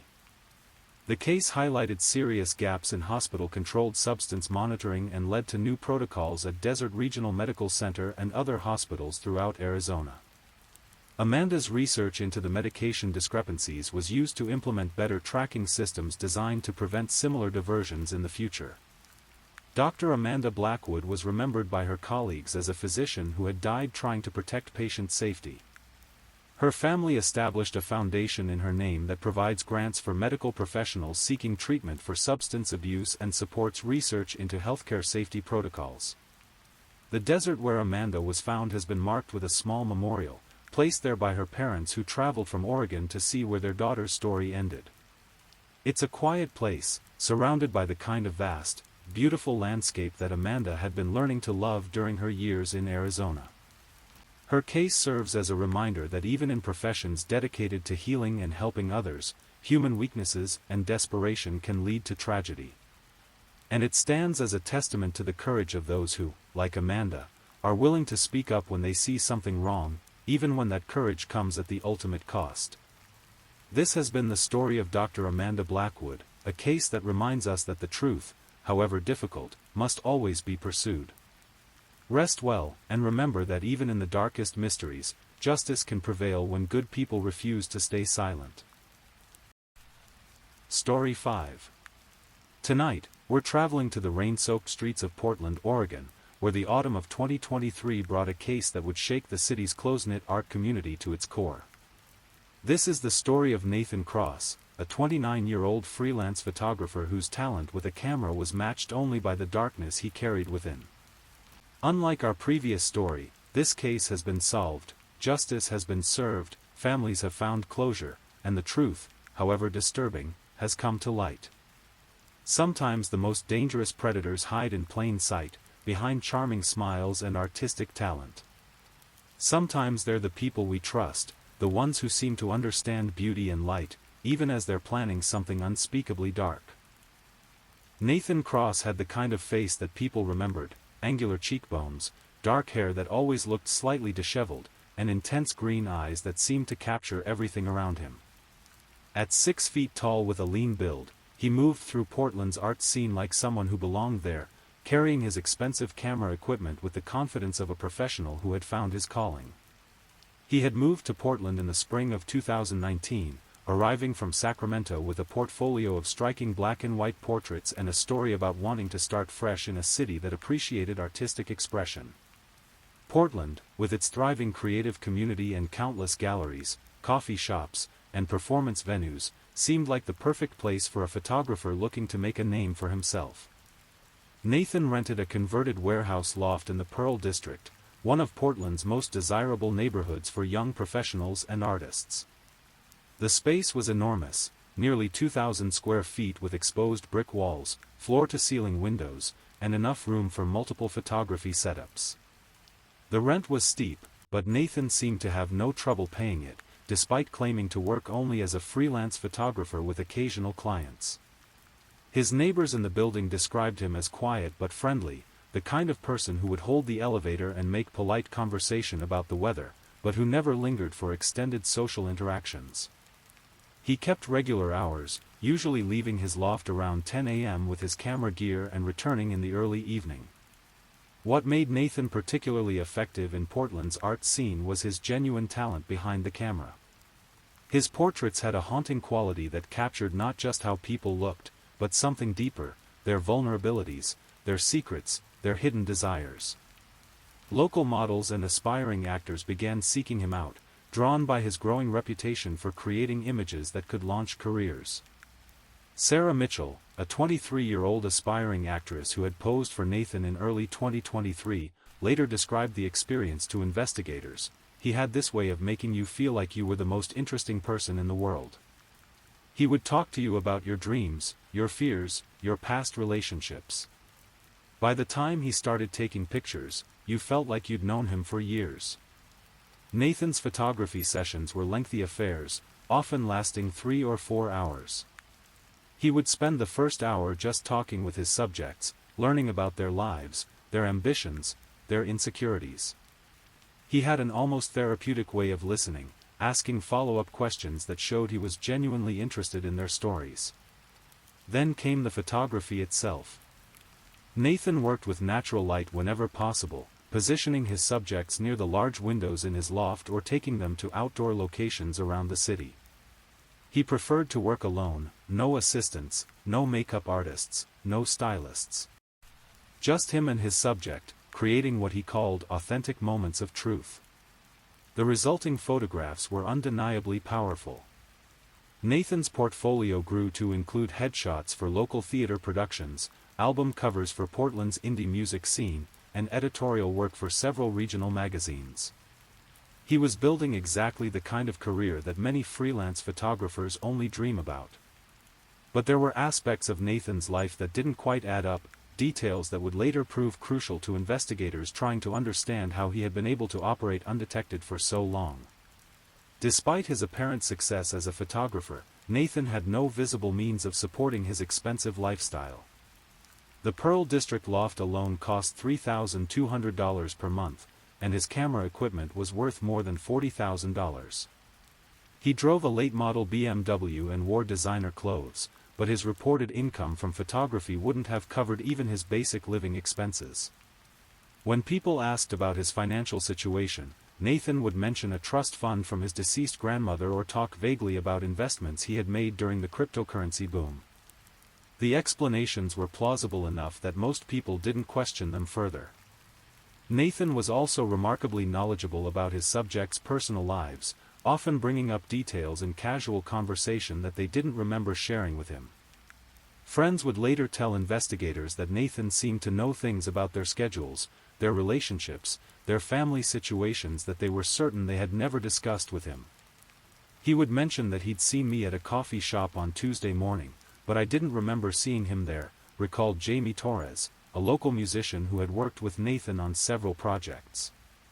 Or he'd ask about my sister's job interview, and I'd wonder when I had told him my sister was looking for a new job. It was subtle, but looking back, it was creepy. Most unsettling of all were Nathan's photography sessions themselves. Several of his subjects later reported feeling uncomfortable during the shoots, though they had difficulty articulating exactly why. Nathan would ask them to recreate emotional moments from their past, the day they graduated from college, the moment they fell in love, the last time they cried. He wanted me to think about the most vulnerable I'd ever felt, Sarah Mitchell remembered.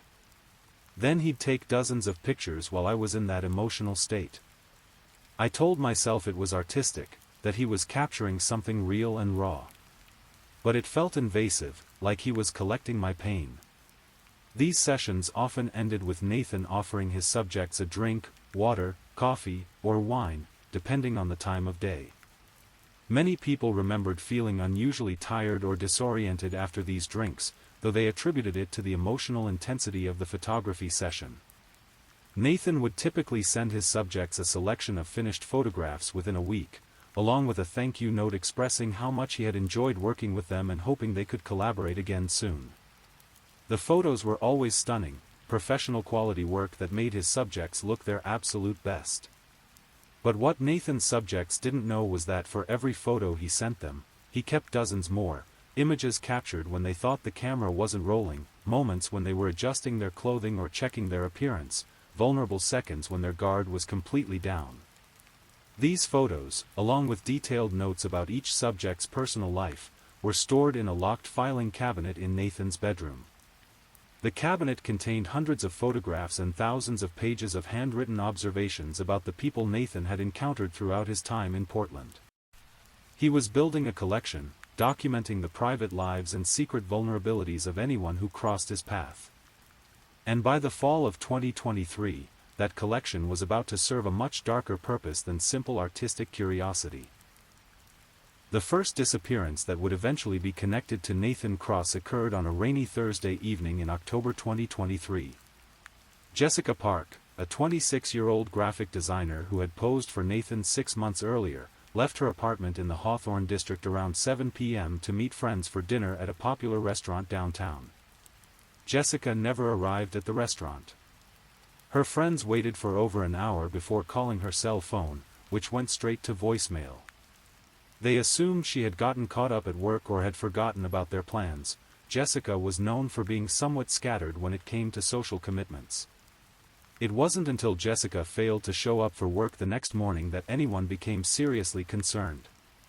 Jessica was incredibly reliable about her job at a small design firm, and she had never missed work without calling in advance. Her boss, Maria Santos, called Jessica's apartment around 10 a.m. and got no answer. Maria decided to drive to Jessica's apartment building during her lunch break. Jessica's landlord, after some persuasion, agreed to check Jessica's apartment for a welfare check. They found the apartment exactly as Jessica would have left it for an evening out, bed made, dishes washed, work clothes laid out for the next day. But Jessica's purse was sitting on her kitchen counter, which struck everyone as odd. Jessica never went anywhere without her purse, which contained her wallet, keys, and the medication she took daily for a thyroid condition. The Portland Police Bureau began investigating Jessica's disappearance as a missing person case. Detective Kevin Martinez, a 12-year veteran of the force who specialized in missing persons investigations, was assigned to the case. Detective Martinez's initial investigation revealed that Jessica had been dealing with some personal stress. She had recently ended a long-term relationship and had been seeing a therapist to help cope with anxiety and depression. Her ex-boyfriend, David Chen, became the primary focus of the investigation. David had a solid alibi for Thursday evening. He had been at work until 9 p.m., with multiple colleagues able to confirm his presence. Security cameras at his office building supported his story. But Detective Martinez continued to investigate David's possible involvement, as intimate partner violence is a leading cause of missing persons cases involving young women.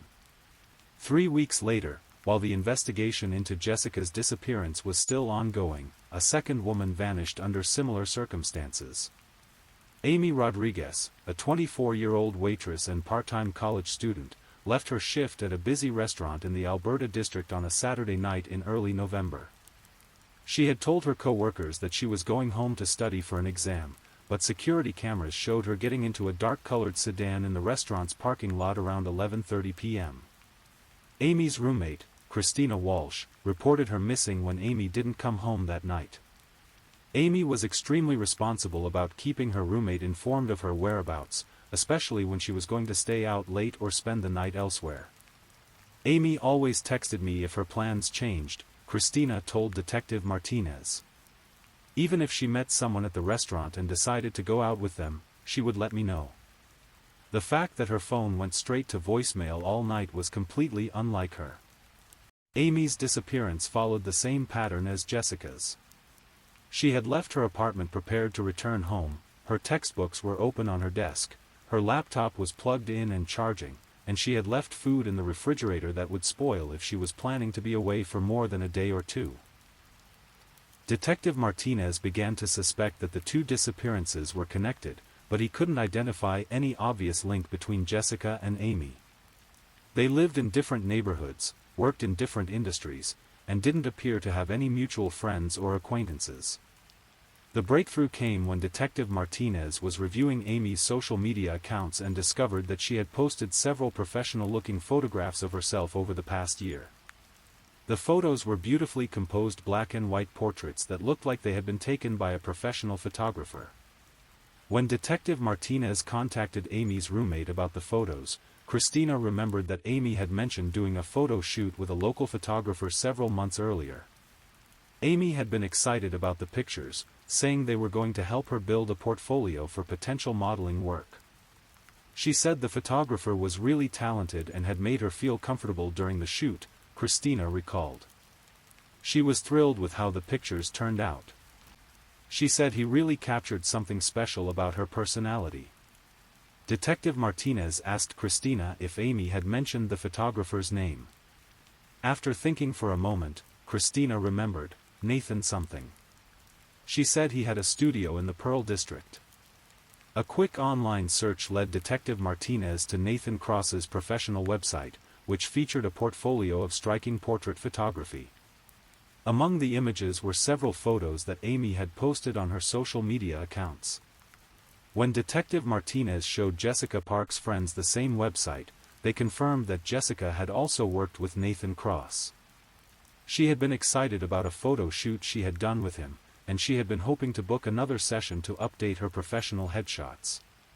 Detective Martinez now had a direct connection between the two missing women, but Nathan Cross was just one of dozens of people who had interacted with both Jessica and Amy. The detective needed more evidence before he could consider Nathan a serious suspect. That evidence came from an unexpected source. Lisa Chong, a 28-year-old nurse who had posed for Nathan Cross in September 2023, called the Portland Police Bureau after seeing news reports about the missing women. Lisa told Detective Martinez that she had recognized Amy Rodriguez from the news coverage, and she was certain that Amy had been at Nathan's loft during Lisa's photography session. "I was running late for my appointment with Nathan," Lisa explained. "When I got to his building, I saw a young woman leaving his loft. She looked upset, like she had been crying. I asked Nathan about it when I got upstairs, and he said she was another photographer who had been discussing a potential collaboration that hadn't worked out." Lisa's description of the woman matched Amy Rodriguez perfectly. More importantly, Lisa's photography session had taken place just 2 days before Amy disappeared. Detective Martinez was beginning to develop a theory about Nathan Cross, but he needed more evidence before he could take any action. He decided to conduct surveillance on Nathan while continuing to investigate the connection between the missing women and the photographer. The surveillance revealed that Nathan's daily routine was more complex than his neighbors had realized. While he did leave his loft most mornings with camera equipment, he didn't always return in the early evening as people had assumed. On several occasions, Nathan left his building again late at night, driving to various locations around Portland and returning before dawn. More concerning, Detective Martinez discovered that Nathan had been researching both Jessica Park and Amy Rodriguez extensively online. Nathan's internet search history, which investigators were able to access through a preliminary warrant, showed that he had been looking up information about both women for weeks before they disappeared. The searches included their social media profiles, their work schedules, their home addresses, and even public records information about their families and financial situations. Nathan had been conducting what amounted to stalking behavior, gathering detailed intelligence about women who had trusted him with their most vulnerable moments during photography sessions. Detective Martinez realized that he was dealing with something much more serious than two unrelated missing persons cases. Nathan Cross was emerging as a predator who had been using his photography business to identify and target victims, and Jessica Park and Amy Rodriguez might not be his only victims.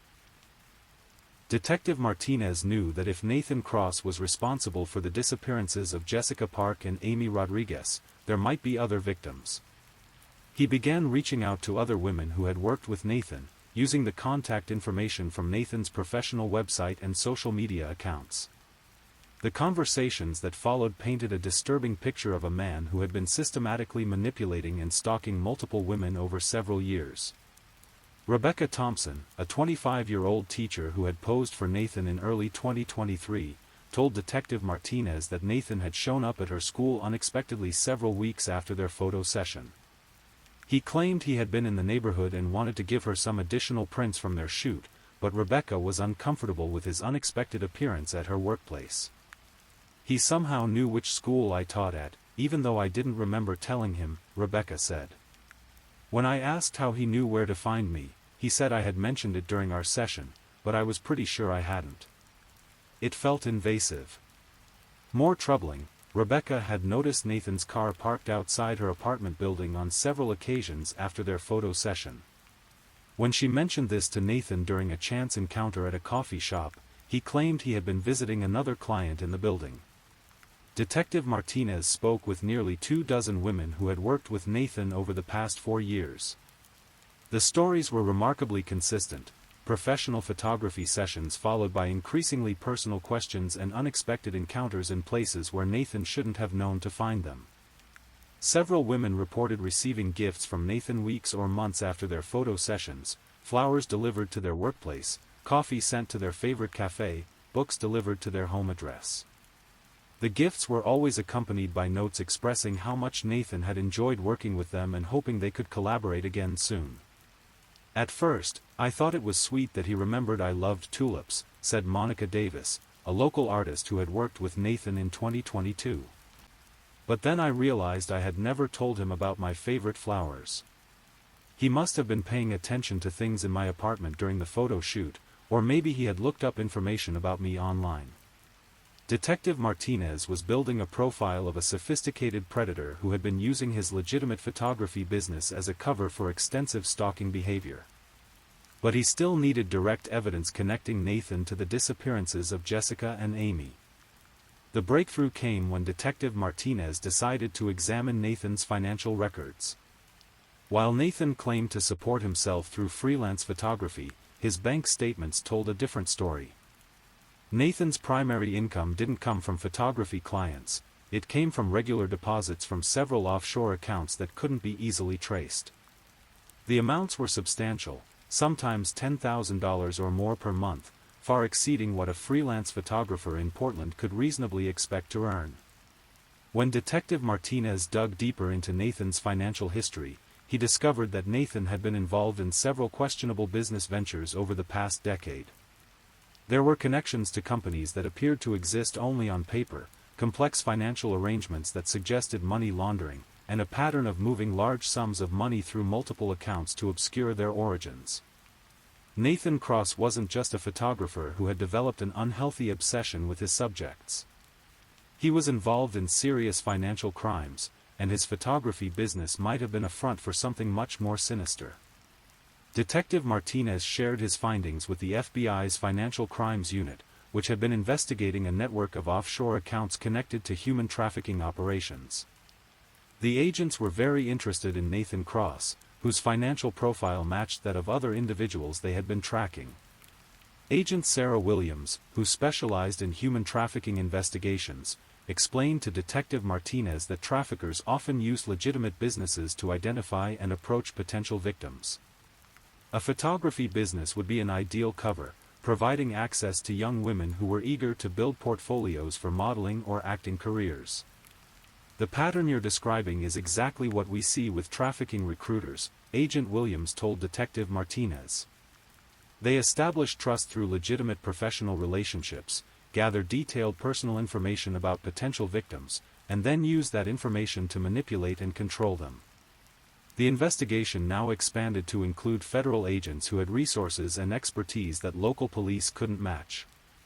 They began conducting comprehensive surveillance of Nathan Cross, monitoring his communications, tracking his movements, and building a complete picture of his activities.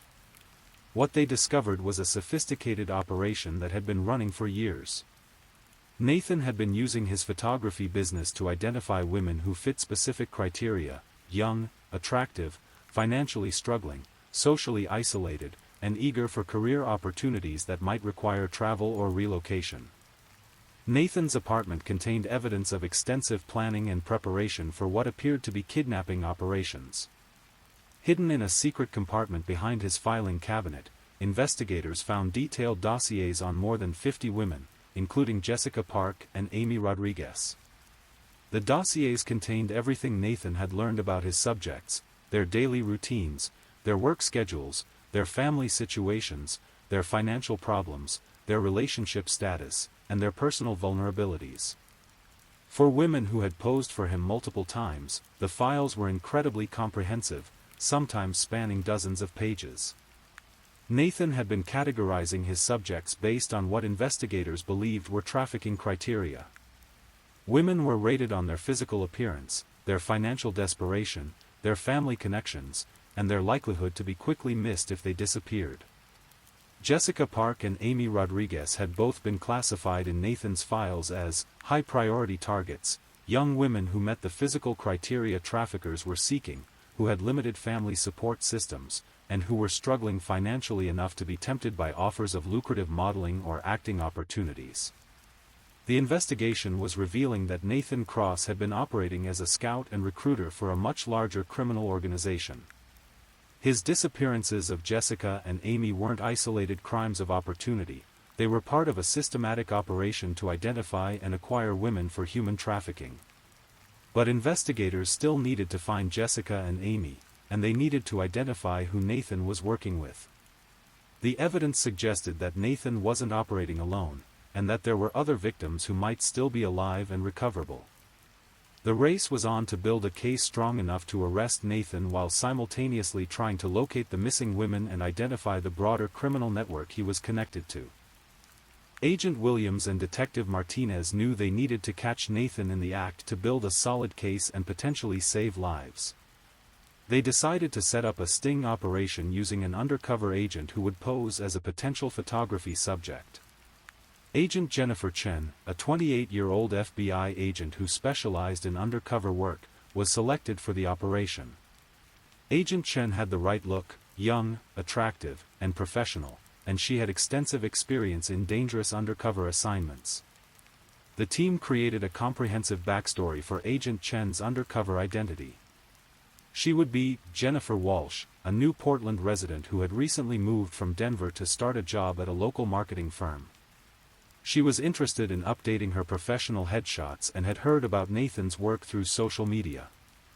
To make the setup authentic, the FBI created social media profiles for Jennifer Walsh going back several years, complete with photos, posts, and interactions that would stand up to Nathan's apparently thorough background research on his subjects. Agent Chen reached out to Nathan through his professional website, inquiring about booking a photography session. Nathan responded within hours, expressing enthusiasm about working with her and suggesting they meet for coffee to discuss her vision for the photos. The meeting was scheduled for a busy Starbucks in downtown Portland, a location that would allow surveillance teams to monitor the interaction while maintaining Agent Chen's safety.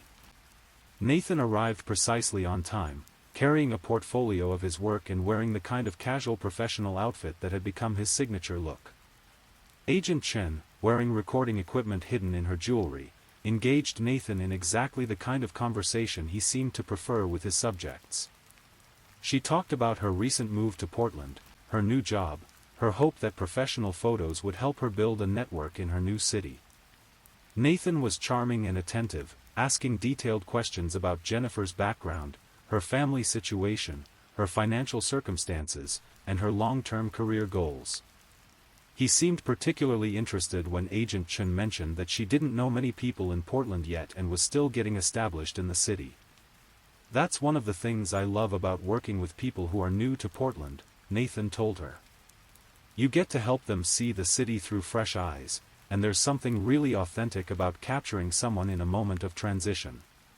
Nathan suggested that they do the photo session at his loft, explaining that he had professional lighting equipment there and that the space provided more privacy and flexibility than outdoor locations. He also mentioned that he preferred to work without distractions, so he typically didn't allow clients to bring friends or assistants to sessions. Agent Chen agreed to book a session for the following Saturday afternoon. Nathan seemed pleased, telling her that he was looking forward to creating something special with her and that he had some ideas for locations and poses that would really capture her personality. As they parted ways, Nathan made a comment that sent chills through the surveillance team listening to the audio feed. "I have a feeling you're going to be one of my favorites, Jennifer. There's something about you that reminds me of some of my best work." Over the next week, the surveillance team noticed that Nathan's behavior changed dramatically. He began conducting extensive online research into Jennifer Walsh's background, spending hours reviewing her fabricated social media profiles and searching for additional information about her. More concerning, Nathan made several trips to a storage facility on the outskirts of Portland, spending significant time inside a unit that he accessed with a keycard. The surveillance team noted the unit number and began planning to obtain a warrant to search the facility. Nathan also made several phone calls to numbers that the FBI had been monitoring as part of their broader human trafficking investigation. The calls were brief and cryptic, but they suggested that Nathan was coordinating with other individuals about an upcoming delivery. Agent Williams realized that they might be about to uncover not just Nathan's involvement in the disappearances of Jessica and Amy, but an active trafficking operation that could involve multiple victims. The day before Agent Chen's scheduled photography session, the FBI obtained warrants to search Nathan's apartment, his storage unit, and to make arrests based on the evidence they had already gathered. They decided to move forward with the sting operation, but with extensive backup and emergency protocols in place. Agent Chen arrived at Nathan's building on Saturday afternoon, wearing recording equipment and a GPS tracker that would allow the surveillance team to monitor her location at all times. The plan was for her to gather evidence about Nathan's methods while maintaining her safety, then signal for backup when they had enough to make arrests. Nathan greeted Agent Chen at his apartment door with apparent enthusiasm, welcoming her into the space and offering her water or coffee.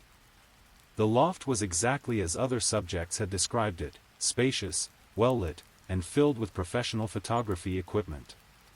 But Agent Chen noticed details that civilian subjects might have missed. There were multiple locks on the apartment door, including deadbolts that could only be opened from the inside. The windows, while large and impressive, had security bars that weren't immediately visible from the interior. And there were cameras positioned throughout the apartment that appeared to be recording everything that happened in the space. Nathan began the session with his usual approach, spending time talking with Agent Chen about her life, her goals, and her personal history. He asked increasingly personal questions about her family, her financial situation, and her social connections in Portland. "It's important for me to understand who you really are," Nathan explained as he set up his camera equipment. "The best portraits come from authentic emotional connections. I want to capture the real Jennifer, not just a professional headshot." As the conversation continued, Agent Chen noticed that Nathan was asking questions that seemed designed to assess her vulnerability and isolation. He wanted to know if she had family nearby, if her new job was secure, if she had close friends who would notice if she was away for an extended period. Nathan offered Agent Chen a bottle of water, which she accepted but didn't drink. She noticed that he seemed disappointed when she set the bottle aside, and he offered several times to get her something else to drink or eat. The photography session proceeded normally for the first hour, with Nathan taking dozens of photos while engaging Agent Chen in ongoing conversation. But as the session progressed, Nathan's questions became more invasive and his behavior more controlling. He asked Agent Chen to recreate emotional moments from her past, to think about times when she had felt most vulnerable or uncertain. He wanted her to express sadness, fear, longing, emotions that seemed to energize him in ways that made Agent Chen increasingly uncomfortable. "Let's try something different," Nathan said after they had been working for about 90 minutes. "I want you to imagine that you're completely alone in the world, that everyone you've ever trusted has abandoned you. Can you show me what that would look like?" It was at that moment that Agent Chen gave the predetermined signal that would bring the tactical team into action. Within minutes, FBI agents were at Nathan's door with a warrant and the authority to make arrests. Nathan's calm demeanor cracked completely when he realized what was happening. As agents entered his apartment, he made a desperate attempt to destroy evidence, trying to delete files from his computer and destroy documents from his filing cabinets. But it was too late. The investigation was about to uncover the full scope of Nathan Cross's crimes, and the search of his storage unit would reveal evidence that would shock even experienced investigators. The search of Nathan Cross's storage unit revealed the horrifying scope of his criminal operation. Inside the 10 by 20 unit, investigators found evidence of systematic kidnapping, imprisonment, and human trafficking that had been going on for years. The unit was divided into two sections.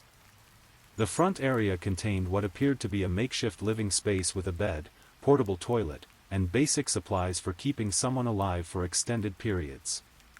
The walls were soundproofed, and there were restraints attached to the bed and walls.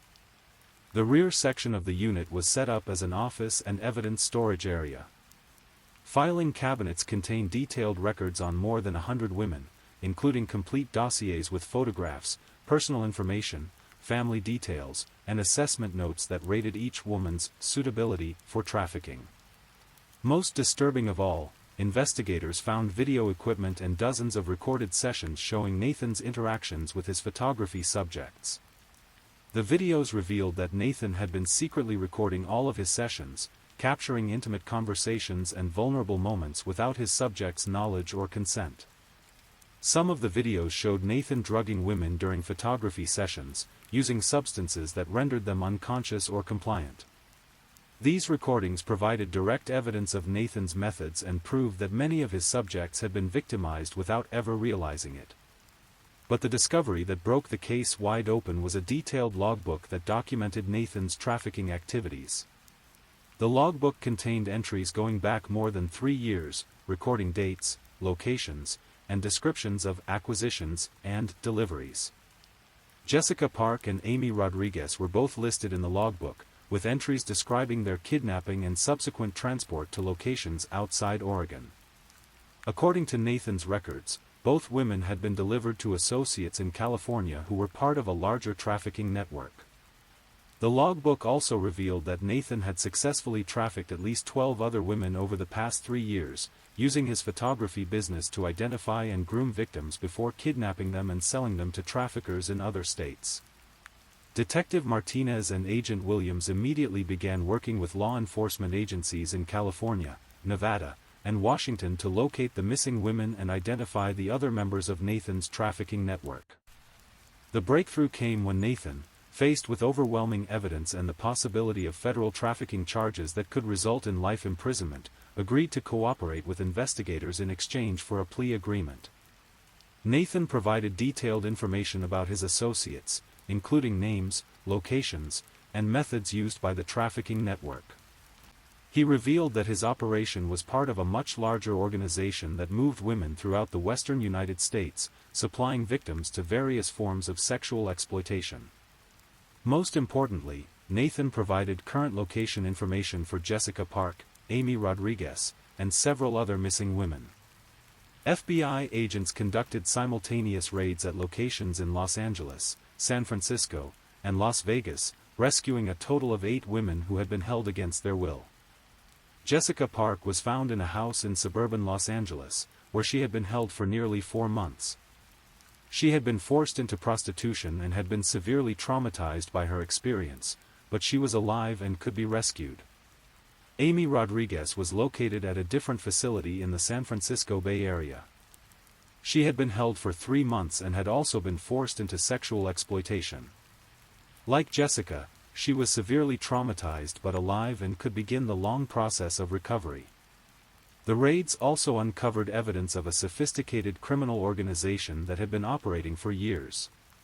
Nathan's photography business was just one of several methods the organization used to identify and recruit victims. Other members of the network operated modeling agencies, talent scouts, and online services that connected with young women seeking career opportunities. Nathan's cooperation led to the arrest of 15 other individuals involved in the trafficking network, including several high-level organizers who had been operating across multiple states. The investigation revealed that the network had trafficked dozens of women over the past 5 years, generating millions of dollars in illegal profits.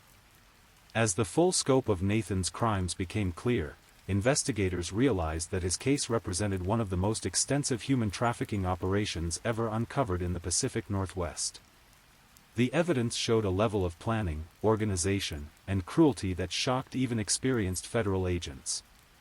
Nathan had been keeping detailed psychological profiles of his victims, documenting their fears, traumas, and vulnerabilities in order to make them more compliant and easier to control. His photography sessions had been designed not just to identify potential victims, but to gather intelligence that could be used to manipulate and terrorize them during their captivity. The investigation also revealed that Nathan had been planning to expand his operation significantly. His files contained research on photography communities in other cities, detailed plans for establishing similar businesses in Seattle, Denver, and Austin, and correspondence with associates who were interested in replicating his methods in other markets. Thanks to the investigation and Nathan's cooperation, law enforcement was able to prevent this expansion and shut down an operation that could have victimized hundreds more women over the coming years. But perhaps most importantly, the investigation led to the rescue of women who had been given up for dead by their families and friends. Jessica Park, Amy Rodriguez, and the other victims would face long and difficult recoveries, but they were alive and free, and their captors would be held accountable for their crimes. Nathan Cross pleaded guilty to multiple federal charges including kidnapping, human trafficking, conspiracy, and racketeering. In exchange for his cooperation in dismantling the broader trafficking network, he was sentenced to 35 years in federal prison without the possibility of parole. The sentence meant that Nathan, who was 29 at the time of his arrest, would likely spend the rest of his life in prison. Judge Patricia Wong, who presided over the sentencing hearing, described Nathan's crimes as among the most calculated and devastating acts of exploitation she had encountered in her career. During the sentencing hearing, several of Nathan's victims provided impact statements describing how his crimes had affected their lives. Jessica Park, who had shown remarkable courage throughout her recovery, spoke directly to Nathan about the trauma he had caused. "You took photographs of me when I trusted you," Jessica said, her voice steady despite her obvious emotion. "But you also took my sense of safety, my ability to trust other people, and months of my life that I can never get back. I want you to know that despite everything you did, I survived, and I'm rebuilding my life." Amy Rodriguez chose not to speak at the sentencing hearing, but her victim impact statement was read by a prosecutor. In it, she described the ongoing nightmares, anxiety, and difficulty forming relationships that resulted from her months in captivity. "Nathan Cross stole more than just my freedom," Amy's statement read. "He stole my confidence, my sense of security, and my belief that the world is fundamentally safe. Recovery is possible, but it's a daily struggle that will continue for years to come." The other members of Nathan's trafficking network received sentences ranging from 15 to 45 years in federal prison. The ringleaders of the operation, who had been coordinating trafficking activities across multiple states, received the longest sentences. Agent Williams, who had led the federal investigation, explained that Nathan's case had provided valuable intelligence about trafficking methods and had led to improvements in how law enforcement identifies and investigates these crimes. Nathan Cross represents a new generation of traffickers who use social media, professional networks, and legitimate businesses to identify and groom victims, Agent Williams said. "His case has taught us to look for patterns of behavior that might seem innocent on the surface but that represent systematic predatory activity." The investigation also led to changes in how photography and modeling businesses are regulated and monitored. Professional associations began requiring background checks for members, and new guidelines were established for safe practices during photo shoots. Jessica Park and Amy Rodriguez both received extensive support services to help with their recovery, including medical care, psychological counseling, and legal advocacy. Both women showed remarkable resilience in their recovery, though the healing process would continue for years to come. Jessica returned to her graphic design career after several months of intensive therapy. She became an advocate for trafficking survivors and worked with law enforcement agencies to help train officers in recognizing the signs of trafficking operations.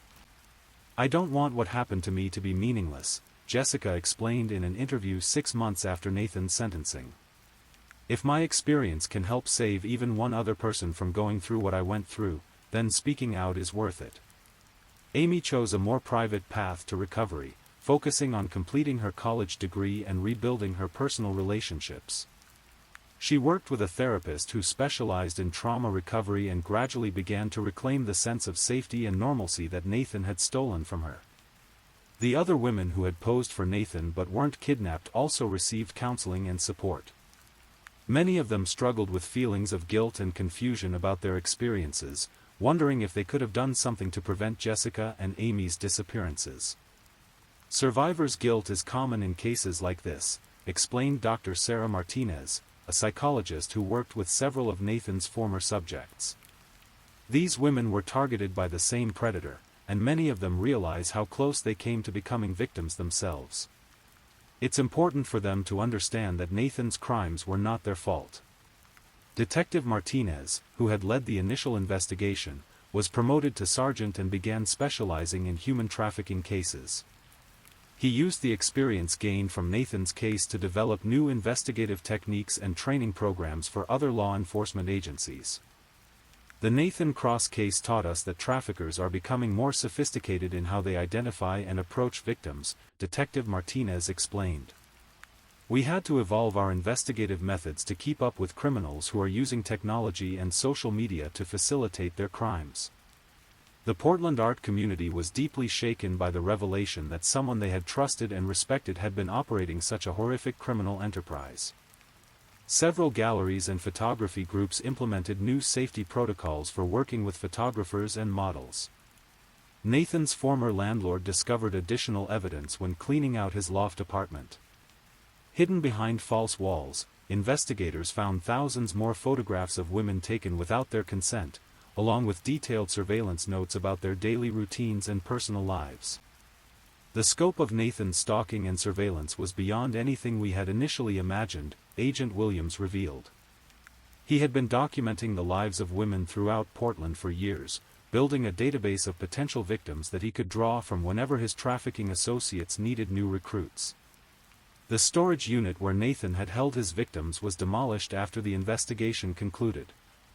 The city of Portland installed a memorial garden at the site, dedicated to survivors of human trafficking and those who are still missing.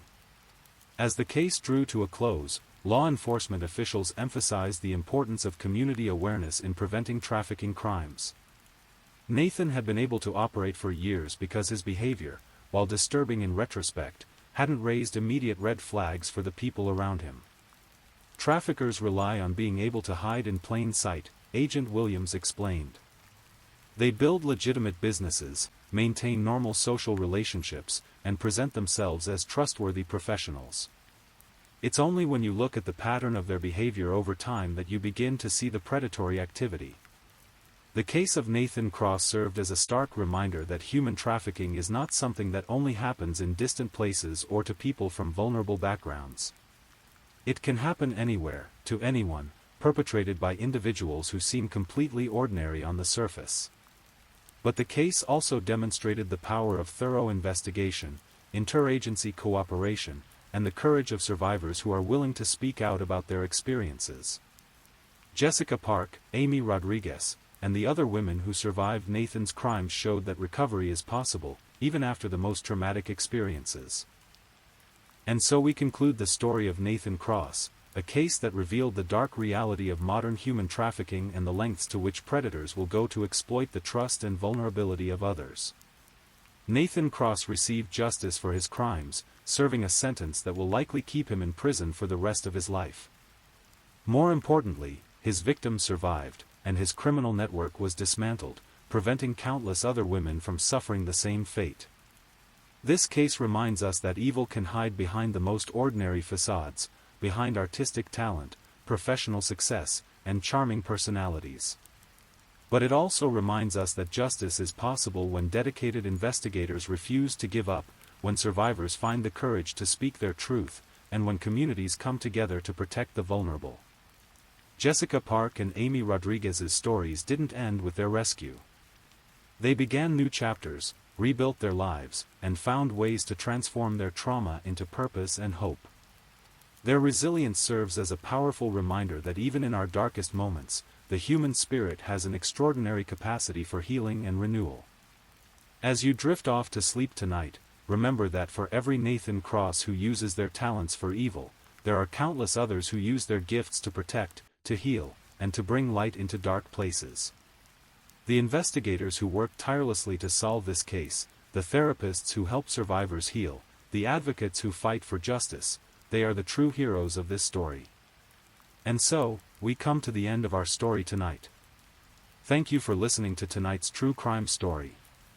Rest peacefully, knowing that another story awaits you next time, ready to accompany you on another journey toward restorative sleep. But if you're still awake, don't forget to like and subscribe so you don't miss our next true crime stories. And until next time, stay safe and take care. Good night.